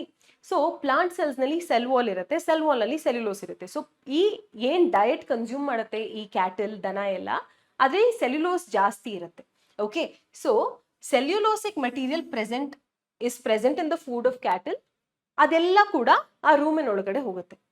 ಈ ಮೆಥನೋಬ್ಯಾಕ್ಟೀರಿಯಂ ಅಥವಾ ಮೆಥನೋಜೆನ್ಸ್ ಏನ್ ರೂಮಿನ ಒಳಗಡೆ ಪ್ರೆಸೆಂಟ್ ಇದೆ ಅದೆಲ್ಲ ಈ ಸೆಲ್ಯುಲೋಸಿಕ್ ಮೆಟೀರಿಯಲ್ ನ ಬ್ರೇಕ್ ಡೌನ್ ಮಾಡುತ್ತೆ. ಹೆಂಗ್ ಬ್ರೇಕ್ ಡೌನ್ ಮಾಡುತ್ತೆ? ಆನರೋಬಿಕಲಿ ಬ್ರೇಕ್ ಡೌನ್ ಮಾಡುತ್ತೆ. ಆನರೋಬಿಕಲಿ ಬ್ರೇಕ್ ಡೌನ್ ಮಾಡಿ ಅದು ಏನಂತಾರೆ ಗೋಬರ್ ಗ್ಯಾಸ್ ನ ಪ್ರೊಡ್ಯೂಸ್ ಮಾಡುತ್ತೆ ಅಥವಾ ಬಯೋಗ್ಯಾಸ್ ನ ಪ್ರೊಡ್ಯೂಸ್ ಮಾಡುತ್ತೆ. ಓಕೆ, ಸೊ ಇದು ಬ್ಯಾಕ್ಟೀರಿಯಾದು ಇದು ಕೌ ಮತ್ತೆ ಕ್ಯಾಟಲ್ದು ರೂಮನಲ್ಲಿ ಇರೋ ಕಾರಣದಿಂದ ಕೌ ಡಂಗ್ ಅಲ್ಲಿ ಕೂಡ ಈ ಬ್ಯಾಕ್ಟೀರಿಯಾ ಇರುತ್ತೆ. ನಾವು ಅಲ್ಲಿಂದ ಈ ಕೌ ಡಂಗ್ ನ ಯೂಸ್ ಮಾಡಿಕೊಂಡು ಬಯೋಗ್ಯಾಸ್ ನ ಪ್ರೊಡ್ಯೂಸ್ ಮಾಡ್ಬೋದು. ಓಕೆ, ಈಗ ಬಯೋಗ್ಯಾಸ್ ಪ್ಲಾಂಟ್ ಯಾವ ರೀತಿ ಇರುತ್ತೆ ಇದನ್ನ ನೋಡೋಣ. ಒಂದು ಬಯೋಗ್ಯಾಸ್ ಪ್ಲಾಂಟ್ ಅಲ್ಲಿ ಮೇಜರ್ 4 ಪಾರ್ಟ್ಸ್ ಇರುತ್ತೆ.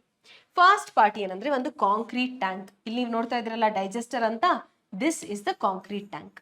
ಓಕೆ, ಇದು 10 ರಿಂದ 15 ಫೀಟ್ 15 ಅಡಿ ಡೀಪ್ ಆಗಿರುತ್ತೆ. ಬಯೋ ವೇಸ್ಟ್ ನ ಕಲೆಕ್ಟ್ ಮಾಡ್ತಾರೆ. ಎಲೆಗಳಾಗಿರ್ಬೋದು, ಏನಾದ್ರೂ ವೆಜಿಟಬಲ್ ವೇಸ್ಟ್ ಆಗಿರ್ಬೋದು, ಬಯೋ ವೇಸ್ಟ್ ಲಿವಿಂಗ್ ಆರ್ಗ್ಯಾನಿಸಮ್ಸ್ ಇಂದ ಸಿಕ್ಕಿರುವಂತಹ ವೇಸ್ಟ್ ನ ಕಲೆಕ್ಟ್ ಮಾಡಿ ಅದನ್ನ ಒಂದು ಏನಂತ ಹೇಳ್ತಾರೆ, ಒಂದು ವಾಟರಿ ಕನ್ಸಿಸ್ಟೆನ್ಸಿಯಲ್ಲಿ ಮಾಡಿ ಸ್ಲರಿ ಅಂತ ಮಾಡಿ ಅದನ್ನ ಈ ಡೈಜೆಸ್ಟರ್ ಒಳಗಡೆಗೆ ಇಂಟ್ರೊಡ್ಯೂಸ್ ಮಾಡ್ತಾರೆ. ಓಕೆನಾ? ಸೆಕೆಂಡ್ ಪಾರ್ಟ್, ಇದು ಫಸ್ಟ್ ಪಾರ್ಟ್ ಆಯ್ತು.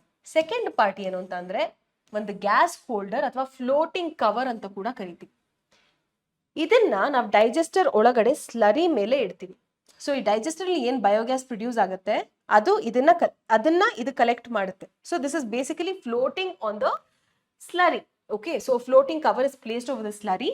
ಅದು ಗ್ಯಾಸ್ ಪ್ರೊಡ್ಯೂಸ್ ಆಗ್ತಿದ್ದ ಹಾಗೆ ಅದು ಕೂಡ ರೈಸ್ ಆಗ್ತಾ ಇರುತ್ತೆ. ಇನ್ನೊಂದು ಏನು ಅಂತ ಅಂದ್ರೆ ಅನ್ ಔಟ್ಲೆಟ್ ಇಸ್ ದೇರ್. ನೋಡಿ ಇಲ್ಲಿ, here you have an outlet. ಏನ್ ಗ್ಯಾಸ್ ಪ್ರೊಡ್ಯೂಸ್ ಆಗ್ತಾ ಇದೆ ಅದನ್ನ ಸುತ್ತಮುತ್ತ ಏನ್ ಮನೆಗಳಿದೆ, ಎಲ್ಲಿ ರಿಕ್ವೈರ್ಮೆಂಟ್ ಇದೆ ಆ ಗ್ಯಾಸ್ನ ಅಲ್ಲಿಗೆ ಸಪ್ಲೈ ಮಾಡೋದಕ್ಕೆ ಒಂದು ಔಟ್ಲೆಟ್ ಇರುತ್ತೆ. ಇನ್ನೊಂದು ಔಟ್ಲೆಟ್ ಇರುತ್ತೆ. ಈ ಔಟ್ಲೆಟ್ ನಿಂದ ಏನ್ ಯೂಸ್ ಆಗಿರೋ ಸ್ಲರಿ ಇದೆ ಅದನ್ನ ನಾವು ರಿಮೂವ್ ಮಾಡ್ಕೊಳ್ಬಹುದು. ಅದನ್ನ ರಿಮೂವ್ ಮಾಡ್ಕೊಂಡು ಅದನ್ನ ನಾವು ಫರ್ಟಿಲೈಸರ್ ಆಗಿ, ಮೆನ್ಯೂರ್ ಆಗಿ ಯೂಸ್ ಮಾಡ್ಕೊಳ್ಬಹುದು. ಓಕೆ, ಸೊ ಈ ಬಯೋಗ್ಯಾಸ್ ಏನ್ ಪ್ರೊಡ್ಯೂಸ್ ಆಗುತ್ತೆ ಇದರಿಂದ ರಿಲೀಸ್ ಆಗಿರೋ ಬಯೋಗ್ಯಾಸ್ನ ಹಳ್ಳಿಗಳ ಕಡೆ ಯೂಶಲಿ ಅಲ್ಲೇ ಜಾಸ್ತಿ ನಮಗೆ ಕೌಡಂಗ್ ಎಲ್ಲ ಸಿಗೋದು, ಅಲ್ಲೇ ಜಾಸ್ತಿ ದನ ಎಲ್ಲ ಸಾಕೋದು ಅಲ್ವಾ. ಸೊ ಅಲ್ಲಿ ಕೌಡಂಗ್ ನ ಯೂಸ್ ಮಾಡ್ಕೊಂಡು ನಾವು ಈ ರೀತಿ ಬಯೋಗ್ಯಾಸ್ ನ ಪ್ರೊಡ್ಯೂಸ್ ಮಾಡಿ ಆ ಬಯೋಗ್ಯಾಸ್ ನ ಸುತ್ತಮುತ್ತ ಇರೋ ಮನೆಗಳಿಗೆ ಎಲ್ಲೆಲ್ಲಿ ಬೇಕು ಅಲ್ಲೆಲ್ಲ ಯೂಸ್ ಮಾಡ್ಕೋಬಹುದು. ಲೈಟ್ಗೆ ಯೂಸ್ ಆಗತ್ತೆ, ಹಾಗೇನೆ ಗ್ಯಾಸ್ಗೆ ಯೂಸ್ ಮಾಡ್ಕೊಳ್ಬಹುದು, ಕುಕ್ಕಿಂಗ್ಗೆ ಯೂಸ್ ಮಾಡ್ಕೊಳ್ಬಹುದು. ಆ ತರ ಬೇರೆ ಬೇರೆ ರೀತಿಯಲ್ಲಿ ನಾವು ಇದನ್ನ ಯೂಸ್ ಮಾಡ್ಕೊಳ್ಬಹುದು. ಸೊ ಈ ಟೆಕ್ನಾಲಜಿ ಆಫ್ ಬಯೋಗ್ಯಾಸ್ ಏನಿದೆ ಇದನ್ನ ಇಂಡಿಯಾ ಡೆವಲಪ್ ಮಾಡಿರೋದಕ್ಕೆ 2 ಇನ್ಸ್ಟಿಟ್ಯೂಟ್ಸ್ ತುಂಬಾ ಮುಖ್ಯವಾದ ಕಾರಣ. ಮೊದಲನೇದು IARI. IARI is short for Indian Agricultural Research Institute. ಇನ್ನೊಂದು KVIC. KVIC stands for Khadi and village industries commission. ಓಕೆನಾ? ಸೊ ಈ 2 ಕೂಡ ನೀವು ನೆನ್ಪಿಟ್ಕೋಬೇಕು. Microbes is bio control agent. Bio control agent ಅಂದ್ರೆ ಏನು ಫಸ್ಟ್ ಕಲ್ತ್ಕೊಳ್ಳೋಣ. ಇವಾಗ ಒಂದು ಏನ್ ಹೇಳ್ತಾರೆ, ಒಂದು ಫಾರ್ಮಿಂಗ್ ಫೀಲ್ಡ್ ಇದೆ ಅಂತ ಅನ್ಕೊಳ್ಳಿ. ಒಂದು ಫೀಲ್ಡ್ ಅಲ್ಲಿ ಎಷ್ಟೊಂದು ಬೇರೆ ಬೇರೆ ರೀತಿಯ ಗಿಡಗಳನ್ನ ಬೆಳೆಸ್ತಾ ಇದೀವಿ ನಾವು. ಅದರಲ್ಲಿ ಕೆಲವೊಂದು ಪೆಸ್ಟ್ಗಳು ಬಂದು ಇನ್ಫೆಕ್ಷನ್ ಕಾಸ್ ಮಾಡ್ಬೋದು, ಈಲ್ಡ್ ನ ರೆಡ್ಯೂಸ್ ಮಾಡ್ಬೋದು. ಅಂತ ಟೈಮಲ್ಲಿ ನಾವ್ ಏನ್ ಮಾಡ್ತೀವಿ, ವೀಡಿಸೈಡ್ಸ್ ನ ಸ್ಪ್ರೇ ಮಾಡ್ತೀವಿ, ಇನ್ಸೆಕ್ಟಿಸೈಡ್ಸ್ ನ ಸ್ಪ್ರೇ ಮಾಡ್ತೀವಿ, ಪೆಸ್ಟಿಸೈಡ್ಸ್ ನ ಸ್ಪ್ರೇ ಮಾಡ್ತೀವಿ. ಈ ವೀಡಿಸೈಡ್ಸ್, ಪೆಸ್ಟಿಸೈಡ್ಸ್, ಇನ್ಸೆಕ್ಟಿಸೈಡ್ಸ್ ಎಲ್ಲ ಕೆಮಿಕಲ್ಸ್ ಇರುತ್ತೆ ಅಲ್ವಾ. ಈ ಕೆಮಿಕಲ್ಸ್ ನಿಂದ ತುಂಬಾ ಹಾರ್ಮ್ ಆಗ್ಬೋದು ಎನ್ವೈರನ್ಮೆಂಟ್ಗೆ, ಹಾಗೇನೆ ನಮ್ಮ ಹೆಲ್ತ್ಗೆ ಕೂಡ. ಮೊದಲನೇದಾಗಿ they are very toxic in nature. Human ಬೀಯಿಂಗ್ಸ್ಗೂ ಹಾರ್ಮ್ಫುಲ್, ಬೇರೆ ಆನಿಮಲ್ಸ್ಗೂ ಕೂಡ ಹಾರ್ಮ್ಫುಲ್. ಅದಷ್ಟೇ ಅಲ್ಲದೆ it pollutes the soil. So soil ಒಳಗಡೆ ಈ ಕೆಮಿಕಲ್ಸ್ ಎಲ್ಲ ಲೀಚ್ ಆಗಿ ಹೋಗುತ್ತೆ. ಸೊ ಸಾಯಿಲ್ದು ಪೊಲ್ಯೂಷನ್ ಕೂಡ ಕಾಸ್ ಮಾಡತ್ತೆ. ಗ್ರೌಂಡ್ ವಾಟರ್ ಏನಿದೆ ಅದ್ರದ್ದು ಕೂಡ ಪೊಲ್ಯೂಷನ್ ಕಾಸ್ ಮಾಡುತ್ತೆ. ಫ್ರೂಟ್ಸ್, ವೆಜಿಟೇಬಲ್ಸ್ ಇದ್ರ ಮೇಲೆಲ್ಲ ಸ್ಪ್ರೇ ಮಾಡಿ ಮಾಡಿ ಅದ್ರ ಮೇಲೆ ಕೂಡ ಒಂದು ಲೇಯರ್ ಆಗಿರುತ್ತೆ. It is very toxic to humans. ನಾವು ಕನ್ಸ್ಯೂಮ್ ಮಾಡಿದ್ರೆ it can be very dangerous to our health. ಓಕೆನಾ. ಸೊ ಇದನ್ನೆಲ್ಲ ಅವಾಯ್ಡ್ ಮಾಡೋದಕ್ಕೆ ನಾವು ಮೈಕ್ರೋಬ್ಸ್ ನ ಯೂಸ್ ಮಾಡ್ಕೊಳ್ಬಹುದು as bio control agents. So ಹೆಂಗೆ ಎಕ್ಸಾಕ್ಟ್ಲಿ ಇದು ವರ್ಕ್ ಆಗುತ್ತೆ, ಇಟ್ಸ್ ವೆರಿ ಇಂಟ್ರೆಸ್ಟಿಂಗ್. ಇಲ್ಲಿ ನಾವು ನ್ಯಾಚುರಲಿ ಯಾವ್ದ್ರ ಮೇಲೆ, ಯಾವ ಪ್ರಿನ್ಸಿಪಲ್ ಮೇಲೆ ಬೇಸ್ ಆಗಿದೆ ಇದು ಅಂತ ಅಂದ್ರೆ, this realise on the control of pests and diseases. It relies on natural predation rather than introduced chemicals. Okay. So for example, ನಾವು ಇವಾಗ ಒಂದು ಕ್ರಾಪ್ ಫೀಲ್ಡ್ ನ ತಗೊಳ್ಳೋಣ. ಓಕೆನಾ. ಸೊ ಇದೊಂದು ಫೀಲ್ಡ್ ಇದೆ. ಓಕೆ. ಇದು ಒಂದು ಪ್ಲಾಂಟ್, ಒಂದು crop plant. Let's say some crop plant it is. I can't think of a name. ಈ ಕ್ರಾಪ್ ಪ್ಲಾಂಟ್ಗೆ ಒಂದು ಇನ್ಸೆಕ್ಟ್ ಬಂದು ಇನ್ಫೆಸ್ಟ್ ಮಾಡುತ್ತೆ, ಡಿಸೀಸ್ ಕಾಸ್ ಮಾಡುತ್ತೆ. ಆದ್ರೆ ಈ ಡಿಸೀಸ್ ಕಾಸ್ ಮಾಡೋ ಇನ್ಸೆಕ್ಟ್ ನ ತಿನ್ನೋದಕ್ಕೆ ಇನ್ನೊಂದು ಇನ್ಸೆಕ್ಟ್ ಇರುತ್ತೆ. Okay. So this is another insect. If you do not want this insect to destroy your plant, you can spray insecticides, pesticides, weedicides ಎಲ್ಲ ಸ್ಪ್ರೇ ಮಾಡು. ಬಟ್ ಅದರಿಂದ ಹಾರ್ಮ್ ಆಗುತ್ತೆ. ಹಂಗ್ ಮಾಡಿದೆ ಈ ಇನ್ಸೆಕ್ಟ್ ಇದ್ರೆ ತಾನೇ ನಿಂಗೆ ಡಿಸೀಸ್ ಬರುತ್ತೆ. ಈ ಇನ್ಸೆಕ್ಟ್ ಇಲ್ದೇ ಇರೋ ರೀತಿ ಈ ಇನ್ಸೆಕ್ಟ್ ನ ಇಂಟ್ರೊಡ್ಯೂಸ್ ಮಾಡಿದ್ರೆ ಡಿಸೀಸ್ ಬರದೇ ಇರೋ ಚಾನ್ಸಸ್ ಇರುತ್ತೆ. ಸೊ ಆ ರೀತಿ ನಾವ್ ಏನು ಇನ್ಸೆಕ್ಟ್ಸ್ ನ, ಮೈಕ್ರೋಬ್ಸ್ ನ ಯೂಸ್ ಮಾಡ್ಕೊಳ್ತೀವಿ, ಅದಕ್ಕೆ ನಾವು ಬಯೋ ಕಂಟ್ರೋಲ್ ಏಜೆಂಟ್ಸ್ ಅಂತ ಕರಿತೀವಿ. ನಾವ್ ಈ ಚಾಪ್ಟರ್ ಸ್ಟಾರ್ಟಿಂಗ್ ನಲ್ಲಿ ಸ್ಟಾರ್ಟ್ ಮಾಡಿದಾಗ ನಾ ಹೇಳಿದೆ ಮೈಕ್ರೋಬ್ಸ್ ಬಗ್ಗೆ ಮಾತಾಡ್ತೀವಿ ಅಂತ. But in the course of this chapter you will also learn about how insects can be used as bio control agents. So ಏನಂತ, ಯಾರಾದ್ರೂ ಆರ್ಗ್ಯಾನಿಕ್ ಫಾರ್ಮರ್ ಏನ್ ಬಿಲೀವ್ ಮಾಡ್ತಾರೆ ಅಂದ್ರೆ, ಯಾರು ಇನ್ಸೆಕ್ಟಿಸೈಡ್ಸ್ ಯೂಸ್ ಮಾಡಲ್ಲ, ಪೆಸ್ಟಿಸೈಡ್ಸ್ ಯೂಸ್ ಮಾಡಲ್ಲ, ವೀಡಿಸೈಡ್ಸ್ ಯೂಸ್ ಮಾಡಲ್ಲ, chemical fertilizers use ಮಾಡಲ್ಲ, ಎಲ್ಲ ಆರ್ಗ್ಯಾನಿಕ್ ನ್ಯಾಚುರಲ್ ಆಗಿ ಬೆಳೆಯುವಂತಹ farmer usually they believe that soil the fertility ಚೆನ್ನಾಗಿರುತ್ತೆ ಬಯೋಡೈವರ್ಸಿಟಿ ಚೆನ್ನಾಗಿದ್ದಾಗ, ಇನ್ಸೆಕ್ಟ್ಸ್ ಬೇರೆ ಬೇರೆ ಸ್ಪೀಶೀಸ್ ಇದ್ದಾಗ ಚೆನ್ನಾಗಿ ಇಕೋಸಿಸ್ಟಮ್ ಚೆನ್ನಾಗಿ ಸಸ್ಟೈನ್ ಆಗುತ್ತೆ ಅನ್ನೋದು ಅವ್ರ belief, which is also true. ಏನಂದ್ರೆ ಇವಾಗ ನಾವು ಈ ಇನ್ಸೆಕ್ಟ್ ಬರಬಾರ್ದು ಅಂತ ಸ್ಪ್ರೇ ಮಾಡಿದ್ರೆ ಈ ಇನ್ಸೆಕ್ಟ್ ಬರ್ದೇನೆ ಇರ್ಬೋದು ಈ ಪ್ಲಾಂಟ್ ಹತ್ರ. ಬಟ್ ಈ ಇನ್ಸೆಕ್ಟೇ ಬರ್ದೇ ಹೋದ್ರೆ ಈ ಇನ್ಸೆಕ್ಟ್ಗೆ ಊಟನೇ ಸಿಗಲ್ಲ. ಸೊ ಈ insect also might be last from that ecosystem. It's a very complex network ಅಲ್ವಾ ಇಕೋಸಿಸ್ಟಮ್. ಎಷ್ಟೊಂದು ಆರ್ಗ್ಯಾನಿಸಮ್ಸ್ ಇರುತ್ತೆ, ಒಂದು ಇನ್ನೊಂದ್ರ ಮೇಲೆ ಡಿಪೆಂಡ್ ಆಗುತ್ತೆ. ಸೊ ನಾವು ನಮ್ಮ ಬೆನಿಫಿಟ್ಗೋಸ್ಕರ ಇರೋದು, ಯೂಸ್ಫುಲ್ ಆಗಿರೋದು, ಹಾರ್ಮ್ಫುಲ್ ಆಗಿರೋದು ಎಲ್ಲಾ ರೀತಿಯ ಇನ್ಸೆಕ್ಟ್ಸ್ ನ ಕಿಲ್ ಮಾಡ್ತಾ ಹೋದ್ರೆ, ಎಲ್ಲಾ ರೀತಿಯ ಆರ್ಗ್ಯಾನಿಸಮ್ಸ್ ನ ಕಿಲ್ ಮಾಡ್ತಾ ಹೋದ್ರೆ ಬೇಕಾಗಿರೋದನ್ನು ಕೂಡ ಹೊರಟೋಗ್ಬಿಡ್ಬೋದು. ಓಕೆ. ಸೊ ಹಾಗಾಗಿ ನಾವು ಬಯೋ ಕಂಟ್ರೋಲ್ ಏಜೆಂಟ್ಸ್ ನ ಯೂಸ್ ಮಾಡ್ತೀವಿ. ಸೊ ಮತ್ತೆ ರೀಟರೇಟ್ ಮಾಡ್ತೀನಿ. Eradication of the creatures R often described as pest, not only possible. Without them, beneficial predatory and parasitic insects which depend on them as food or as hosts will not be able to survive. Like I already said, ಇದೇನೋ disease ಕಾಸ್ ಮಾಡ್ತಾ ಇದೆ ನಮಗ್ ಬೇಕಾಗಿರೋ plant ಅಲ್ಲಿ, so ನಾವು ಅದನ್ನ kill ಮಾಡ್ಬಿಡ್ತೀವಿ. But ಇದು ನಮಗ್ ಬೇಕಾಗಿರೋ ಇನ್ಸೆಕ್ಟ್ ಆಗಿರ್ಬೋದು, ಇದಿಲ್ದೇ ಇದ್ರೆ ಇದು ಸರ್ವೈವ್ ಆಗೋದಿಕ್ಕಾಗೋದಿಲ್ಲ. ಸೊ ನಾವ್ ಇದನ್ನ ಎಲಿಮಿನೇಟ್ ಮಾಡೋ ದಾರಿಯಲ್ಲಿ ಬೇಕಾಗಿರೋದನ್ನು ಕೂಡ ಕಳ್ಕೊಂಡ್ ಬಿಡ್ಬೋದು. Okay. So that is why we use microbes and other living organisms as biocontrol agent. ಇದನ್ನ ಮಾಡ್ಬೇಕಂದ್ರೆ ಫಾರ್ಮರ್ಸ್ ಸ್ವಲ್ಪ ಎಜುಕೇಟ್ ಆಗ್ಬೇಕು. ಯಾವ ಇನ್ಸೆಕ್ಟ್ ಅಥವಾ ಯಾವ ಪೆಸ್ಟ್ಗೆ ಯಾವುದು ಇನ್ಸೆಕ್ಟ್ ಫೀಡ್ ಮಾಡುತ್ತೆ, ಅದ್ರ ಲೈಫ್ ಸೈಕಲ್ ಯಾವ ರೀತಿ ಇರುತ್ತೆ, ಅದನ್ನ ಫೀಡ್ ಮಾಡುವಂತ ದೊಡ್ಡ ಆರ್ಗ್ಯಾನಿಸಮ್ ಯಾವ್ದಾದ್ರು ಇದೆಯಾ, ಯಾವ್ದಾದ್ರು ಮೈಕ್ರೋಬ್ಸ್ ನಾವು ಯೂಸ್ ಮಾಡ್ಕೊಂಡು ಕಂಟ್ರೋಲ್ ಮಾಡ್ಬೋದಾ, ಇದ್ರ ಬಗ್ಗೆ ಸ್ವಲ್ಪ ಅರಿವಿರ್ಬೇಕು ಫಾರ್ಮರ್ಸಿಗೆ. ಸ್ವಲ್ಪ ಎಕ್ಸಾಂಪಲ್ಸ್ ಕೊಡ್ಬೇಕು ಅಂತ ಅಂದ್ರೆ, lady bird beetle. Lady bird ಬೀಟಲ್ಗೆ ಕನ್ನಡದಲ್ಲಿ I think it is called ಏನೋ ಅಂತಾರಲ್ಲ ಗುಲ್ಗಂಜಿ ಹುಳ ಅಂತ ಕರೀತಾರೆ. ತುಂಬಾ ಕ್ಯೂಟ್ ಆಗಿರುತ್ತೆ ನೋಡೋದಕ್ಕೆ. ಅದನ್ನ ನೋಡಿದ್ರೆ ಗುಡ್ ಲಕ್ ಬರುತ್ತೆ ಅಂತ ಎಲ್ಲ ಹೇಳ್ತಾರೆ. ರೆಡ್ ಕಲರ್ ಬಾಡಿ ಇರುತ್ತೆ, ಅದ್ರ ಮೇಲೆ ಬ್ಲಾಕ್ ಕಲರ್ ಡಾರ್ಕ್ ಸ್ಪಾಟ್ಸ್ ಇರುತ್ತೆ. ಸೊ ಈ lady bird beetle is an insect. ಅದನ್ನ ಯೂಸ್ ಮಾಡಿಕೊಂಡು ನಾವು ಏಫಿಡ್ಸ್ ನ you can get rid of aphids. Aphids cause a lot of damage to crops. Yield ನ ರೆಡ್ಯೂಸ್ ಮಾಡುತ್ತೆ. ಸೊ ಅದನ್ನ ನಾವು ಎಲಿಮಿನೇಟ್ ಮಾಡಬಹುದು. ಡ್ರ್ಯಾಗನ್ ಫ್ಲೈಸ್ ಹೆಲಿಕಾಪ್ಟರ್ ಹುಳ ಅಂತ ಕೂಡ ಕರೀತಾರೆ. ಅದನ್ನ ಯೂಸ್ ಮಾಡಿಕೊಂಡು ಮಸ್ಕಿಟೋಸ್ ನ ಎಲಿಮಿನೇಟ್ ಮಾಡಬಹುದು. ಬ್ಯಾಕ್ಟೀರಿಯಾ ಒಂದಿದೆ ಬ್ಯಾಸಿಲಸ್ ತುರಿಂಜಿಯನ್ಸಿಸ್ ಅಂತ.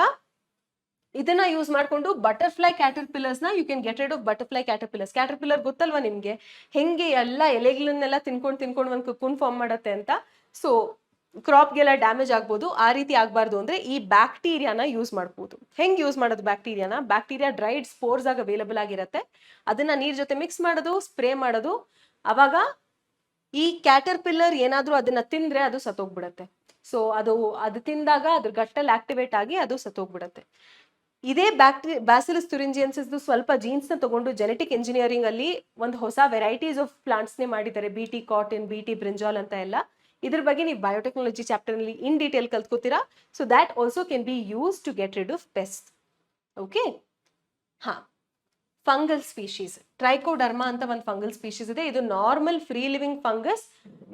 ಕಾಮನ್ ಆಗಿ ರೂಟ್ ಇಕೋಸಿಸ್ಟಮ್ಸ್ ಅಲ್ಲಿ, ರೂಟ್ ನ ಸುತ್ತಮುತ್ತ ಸಾಯಿಲ್ ಒಳಗಡೆ ನಾವು ನೋಡ್ಬೋದು.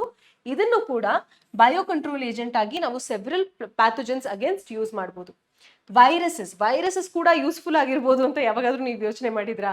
ವೈರಸ್ ನ ಕೂಡ ನಾವು ಯೂಸ್ ಮಾಡಿಕೊಂಡು ಬಯೋ ಕಂಟ್ರೋಲ್ ಮಾಡ್ಬೋದು. ಸೊ ನ್ಯೂಕ್ಲಿಯೋ ಪಾಲಿಹೆಡ್ರೋ ವೈರಸ್ ಅನ್ನೋ ಒಂದು ಜೀನಸ್ ಆಫ್ ವೈರಸ್ ನ ತುಂಬಾ ಯೂಸ್ ಮಾಡ್ತೀವಿ. ನಿಮಗೆ ಗೊತ್ತಿರೋ ಹಾಗೆ viruses are very species specific ಅಲ್ವಾ? ನಮ್ಮಲ್ಲಿ ಯಾವ ವೈರಸ್ ಡಿಸೀಸ್ ಕಾಸ್ ಮಾಡುತ್ತೆ ಅದು ಇನ್ನೊಂದು ಆರ್ಗಾನಿಸಮ್ ಅಲ್ಲಿ ಮಾಡಕ್ ಸಾಧ್ಯ ಇಲ್ಲ. ಪ್ಲಾಂಟ್ಸ್ ಅಲ್ಲಿ ಏನ್ ಮಾಡುತ್ತೆ ಅದು ಆನಿಮಲ್ಸ್ ಅಲ್ಲಿ ಮಾಡಕ್ ಸಾಧ್ಯ ಇಲ್ಲ. ಸೊ ಯಾವ್ದು ಇನ್ಸೆಕ್ಟ್ಸ್ ನಲ್ಲಿ ವೈರಸ್ ಇನ್ಸೆಕ್ಟ್ಸ್ ನಲ್ಲೂ ಡಿಸೀಸ್ ಕಾಸ್ ಮಾಡ್ಬೋದು. ಆ ಇನ್ಸೆಕ್ಟ್ ಏನಾದ್ರೂ ಪ್ಲಾಂಟ್ ನ ಈಲ್ಡ್ ನ ಕಡಿಮೆ ಮಾಡ್ತಾ ಇದ್ರೆ ಅಂತ ಕಡೆ ಇಂಥ ವೈರಸ್ ನ ಯೂಸ್ ಮಾಡೋದ್ರಿಂದ ಆ ಇನ್ಸೆಕ್ಟ್ಸ್ ನ ನಾವು you can get rid of them and you can save your crop. Okay, so that is the thing. Fertilizers ಆಗಿ ಕೂಡ ಯೂಸ್ ಮಾಡ್ಬೋದು. ಫರ್ಟಿಲೈಸರ್ಸ್ ಅನ್ನ ಎಲ್ಲಿ ಯೂಸ್ ಮಾಡ್ತೀವಿ ನಾವು? ಸಾಯಿಲ್ಗೆ ಯೂಸ್ ಮಾಡ್ತೀವಿ. ಸಾಯಿಲ್ ನ ಫರ್ಟಿಲಿಟಿ ಇನ್ಕ್ರೀಸ್ ಮಾಡೋದಕ್ಕೆ ಯೂಸ್ ಮಾಡ್ತೀವಿ. ನಿಮಗೆ ಗೊತ್ತಿರೋ ಹಾಗೆ ಯೂರಿಯಾ, ನೈಟ್ರೋಜನ್, ಪೊಟ್ಯಾಷಿಯಂ ಇದನ್ನೆಲ್ಲ ಸಾಯಿಲ್ಗೆ ಅಪ್ಲೈ ಮಾಡ್ತಾರೆ ಯೂಶಲ್ ಆಗಿ, ಸಾಯಿಲ್ ಫರ್ಟಿಲಿಟಿ ಇನ್ಕ್ರೀಸ್ ಮಾಡಲಿ ಅಂತ. ಯಾಕೆ ಫರ್ಟಿಲಿಟಿ ಇನ್ಕ್ರೀಸ್ ಆಗಬೇಕು? ಪ್ಲಾಂಟ್ಗೆ ಊಟ ಎಲ್ಲಿಂದ ಸಿಗುತ್ತೆ? ಮಿನರಲ್ಸ್ ಎಲ್ಲ ಸಿಗುತ್ತೆ ಸಾಯಿಲ್ ಇಂದ. ಸೊ ಸಾಯಿಲ್ ಅಲ್ಲಿ ಸಾಕಷ್ಟು ಮಿನರಲ್ಸ್ ಇಲ್ಲ ಅಂತ ಅಂದ್ರೆ ಫರ್ಟಿಲೈಸರ್ಸ್ ನ ಯೂಸ್ ಮಾಡ್ತಾರೆ. Again they are chemicals, they are bad for the soil, they are bad for the ಏನ್ ಹೇಳ್ತಾರೆ ಹೆಲ್ತ್ ಆಫ್ ದ ಸಾಯಿಲ್. ತುಂಬಾ ಗ್ರೌಂಡ್ ವಾಟರ್ ಪೊಲ್ಯೂಷನ್ ಎಲ್ಲ ಕೂಡ ಆಗ್ಬೋದು ತುಂಬಾ ಎಕ್ಸೆಸಿವ್ ಆಗಿ ಕೆಮಿಕಲ್ ಫರ್ಟಿಲೈಸರ್ಸ್ ನ ಯೂಸ್ ಮಾಡಿದ್ರೆ. ಅದಕ್ಕೋಸ್ಕರ ನಾವು ಮೈಕ್ರೋಬ್ಸ್ ಫರ್ಟಿಲೈಸರ್ಸ್ ಆಗಿ ಯೂಸ್ ಮಾಡ್ಬೋದು. ಓಕೆ, ಯಾವ್ದೆಲ್ಲ ಯೂಸ್ ಮಾಡ್ಬೋದು? ಬ್ಯಾಕ್ಟೀರಿಯಾನ ಯೂಸ್ ಮಾಡ್ಬೋದು, ಸೈನೋಬ್ಯಾಕ್ಟೀರಿಯಾನ ಯೂಸ್ ಮಾಡ್ಬೋದು, ಫಂಗೈನ ಕೂಡ ಯೂಸ್ ಮಾಡ್ಬೋದು. ಓಕೆನಾ?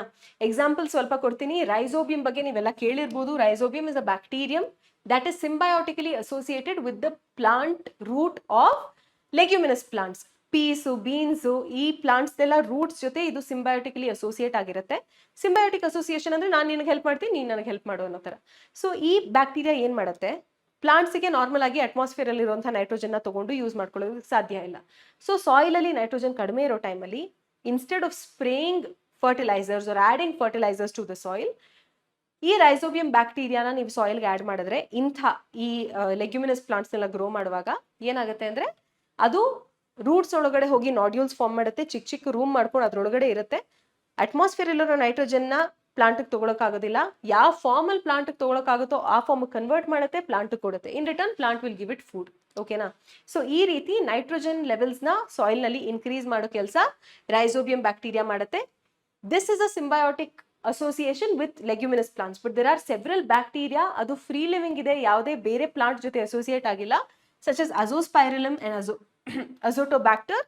ಇವರು ಕೂಡ ನೈಟ್ರೋಜನ್ ಫಿಕ್ಸಿಂಗ್ ಬ್ಯಾಕ್ಟೀರಿಯಾನೇ. ಇದನ್ನ ಯಾವ ಫೀಲ್ಡ್ ಅಲ್ಲಿ ಬೇಕಾದ್ರೂ ಯೂಸ್ ಮಾಡ್ಕೊಳ್ಬಹುದು. ಓಕೆ, ಸೈನೋಬ್ಯಾಕ್ಟೀರಿಯಾ, ಆನಬೀನಾ, ನಾಸ್ಟಾಕ್, ಆಸಿಲಿಟೋರಿಯಾ ಇದೆಲ್ಲ ಕೂಡ ನೈಟ್ರೋಜನ್ ಫಿಕ್ಸಿಂಗ್ ಸೈನೋಬ್ಯಾಕ್ಟೀರಿಯಾ. ಯೂಶಲಿ ಇದನ್ನ ರೈಸ್ ಫೀಲ್ಡ್ಸ್ ಅಲ್ಲೆಲ್ಲ ಯೂಸ್ ಮಾಡ್ತಾರೆ. Okay, next fungi. ನೀವೆಲ್ಲ ಮೈಕೋರೈಸಾ ಬಗ್ಗೆ ಬಯೋಲಾಜಿಕಲ್ ಕ್ಲಾಸಿಫಿಕೇಶನ್ ಅಲ್ಲಿ ಓದಿದ್ದೀರಾ. Mycorrhiza is the symbiotic association between fungi and roots of higher plants like gymnosperms and angiosperms. ಏನ್ exactly ನಡೆಯುತ್ತೆ ಈ ಅಸೋಸಿಯೇಷನ್ ಅಲ್ಲಿ? ಸೊ ಈ ಮೈಕ್ರೋರೈಸಾ ಏನ್ ಫಾರ್ಮ್ ಮಾಡುತ್ತೆ ರೂಟ್ಸ್ ಹತ್ರ, it will help in better enhanced absorption of some minerals like phosphorus. Okay, phosphorus ನ ಇನ್ನ ಚೆನ್ನಾಗಿ ಅಬ್ಸಾರ್ಬ್ ಮಾಡ್ಕೊಳ್ಳುತ್ತೆ ಸಾಯಿಲ್ ನಿಂದ, ಮತ್ತೆ ಪ್ಲಾಂಟ್ ಕೊಡುತ್ತೆ. ಓಕೆ, ಕೆಲವೊಂದು ಎಕ್ಸಾಂಪಲ್ ಕೊಡ್ಬೇಕು ಅಂದ್ರೆ ಗ್ಲಾಮಸ್ ಅಂತ ಒಂದು ಜೀನಸ್ ಇದೆ, ಫಂಗಲ್ ಜೀನಸ್, ಇದು ಯೂಶಲಿ ಮೈಕ್ರೋರೈಸಾನ ಫಾರ್ಮ್ ಮಾಡುತ್ತೆ. So, apart from helping the plant absorb phosphorus, this usually will show other benefits also, such as resistant to root-borne pathogens. Root ನಿಂದ ಪ್ಲಾಂಟ್ ಒಳಗಡೆ ಎಂಟ್ರಿ ತಗೊಂಡು ಡಿಸೀಸ್ ಕಾಸ್ ಮಾಡುವಂತ pathogens, extreme salinity, ತುಂಬಾ ನೀರ್ ಕಡಿಮೆ ಇರೋ ಜಾಗದಲ್ಲಿ ಬೆಳೀತಾ ಇರುವಂತ ಪ್ಲಾಂಟ್ಸ್ಗೆಲ್ಲ ಇದು ಕೂಡ ಸ್ವಲ್ಪ ರೆಸಿಸ್ಟೆನ್ಸ್ ನ ಪ್ರೊವೈಡ್ ಮಾಡುತ್ತೆ. Thus it will help act like a bio fertilizer. So ಇಷ್ಟಾಯ್ತು ನಮ್ಮ microbes in human welfare chapter. Hopefully ಎಲ್ಲರೂ ಅರ್ಥ ಮಾಡ್ಕೊಂಡಿದ್ದೀರಾ ಚೆನ್ನಾಗಿ ಅಂತ ಅನ್ಕೊಂಡಿದ್ದೀನಿ. ಸೊ ಇದನ್ನ ನೀವು ಚೆನ್ನಾಗಿ ತಲೆಯಲ್ಲಿ ನೆನ್ಪಿಟ್ಕೊಳ್ಬೇಕು ಅಂತ ಅಂದ್ರೆ ಇಲ್ಲಿ ಏನೆಲ್ಲ ಸ್ಪೆಸಿಫಿಕ್ಸ್ ಬರುತ್ತೆ, ಏನೆಲ್ಲ ಎಕ್ಸಾಂಪಲ್ಸ್ ಬರುತ್ತೆ, ಬರೀ ಎಕ್ಸಾಂಪಲ್ಸ್, ಏನು ನೋಟ್ಸ್ ಮಾಡ್ಕೊಳ್ಬೇಡಿ, ಎಕ್ಸ್ಟ್ರಾ ದೊಡ್ಡ ದೊಡ್ಡ ಸೆಂಟೆನ್ಸ್ ಪಾಯಿಂಟ್ಸ್ ಏನು ಬರಿಬೇಡಿ. ಬರೀ ಈ ಆರ್ಗ್ಯಾನಿಸಮ್ ನಿಂದ ಇದು ಸಿಗುತ್ತೆ, ಈ ಪ್ರಾಡಕ್ಟ್, ಇದರಿಂದ ಇದು ಸಿಗುತ್ತೆ, ಇದರಿಂದ ಇದು ಸಿಗುತ್ತೆ, ಇದನ್ನ ಲಿಸ್ಟ್ ಮಾಡ್ಕೊಂಡು ರಿವೈಸ್ ಮಾಡ್ಕೊಳ್ಳಿ. ಅವಾಗವಾಗ ಓದಿ ರಿಕಲೆಕ್ಟ್ ಮಾಡಿ, ಬುಕ್ ಮುಚ್ಚಿ ರಿಕಲೆಕ್ಟ್ ಮಾಡಿ, ಹಾಗೇನೆ ಒಂದು 2-3 ಸಲ ಬರೆದು ಪ್ರಾಕ್ಟೀಸ್ ಮಾಡಿ. You will definitely get it. So with this I will sign off from today's session. Hopefully ಈ ಸೆಷನ್ ಹೆಲ್ಪ್ಫುಲ್ ಆಗಿತ್ತು ಅಂತ ಅನ್ಕೊಂಡಿದ್ದೀನಿ. Until I see you next, take care of yourselves, keep smiling and stay happy.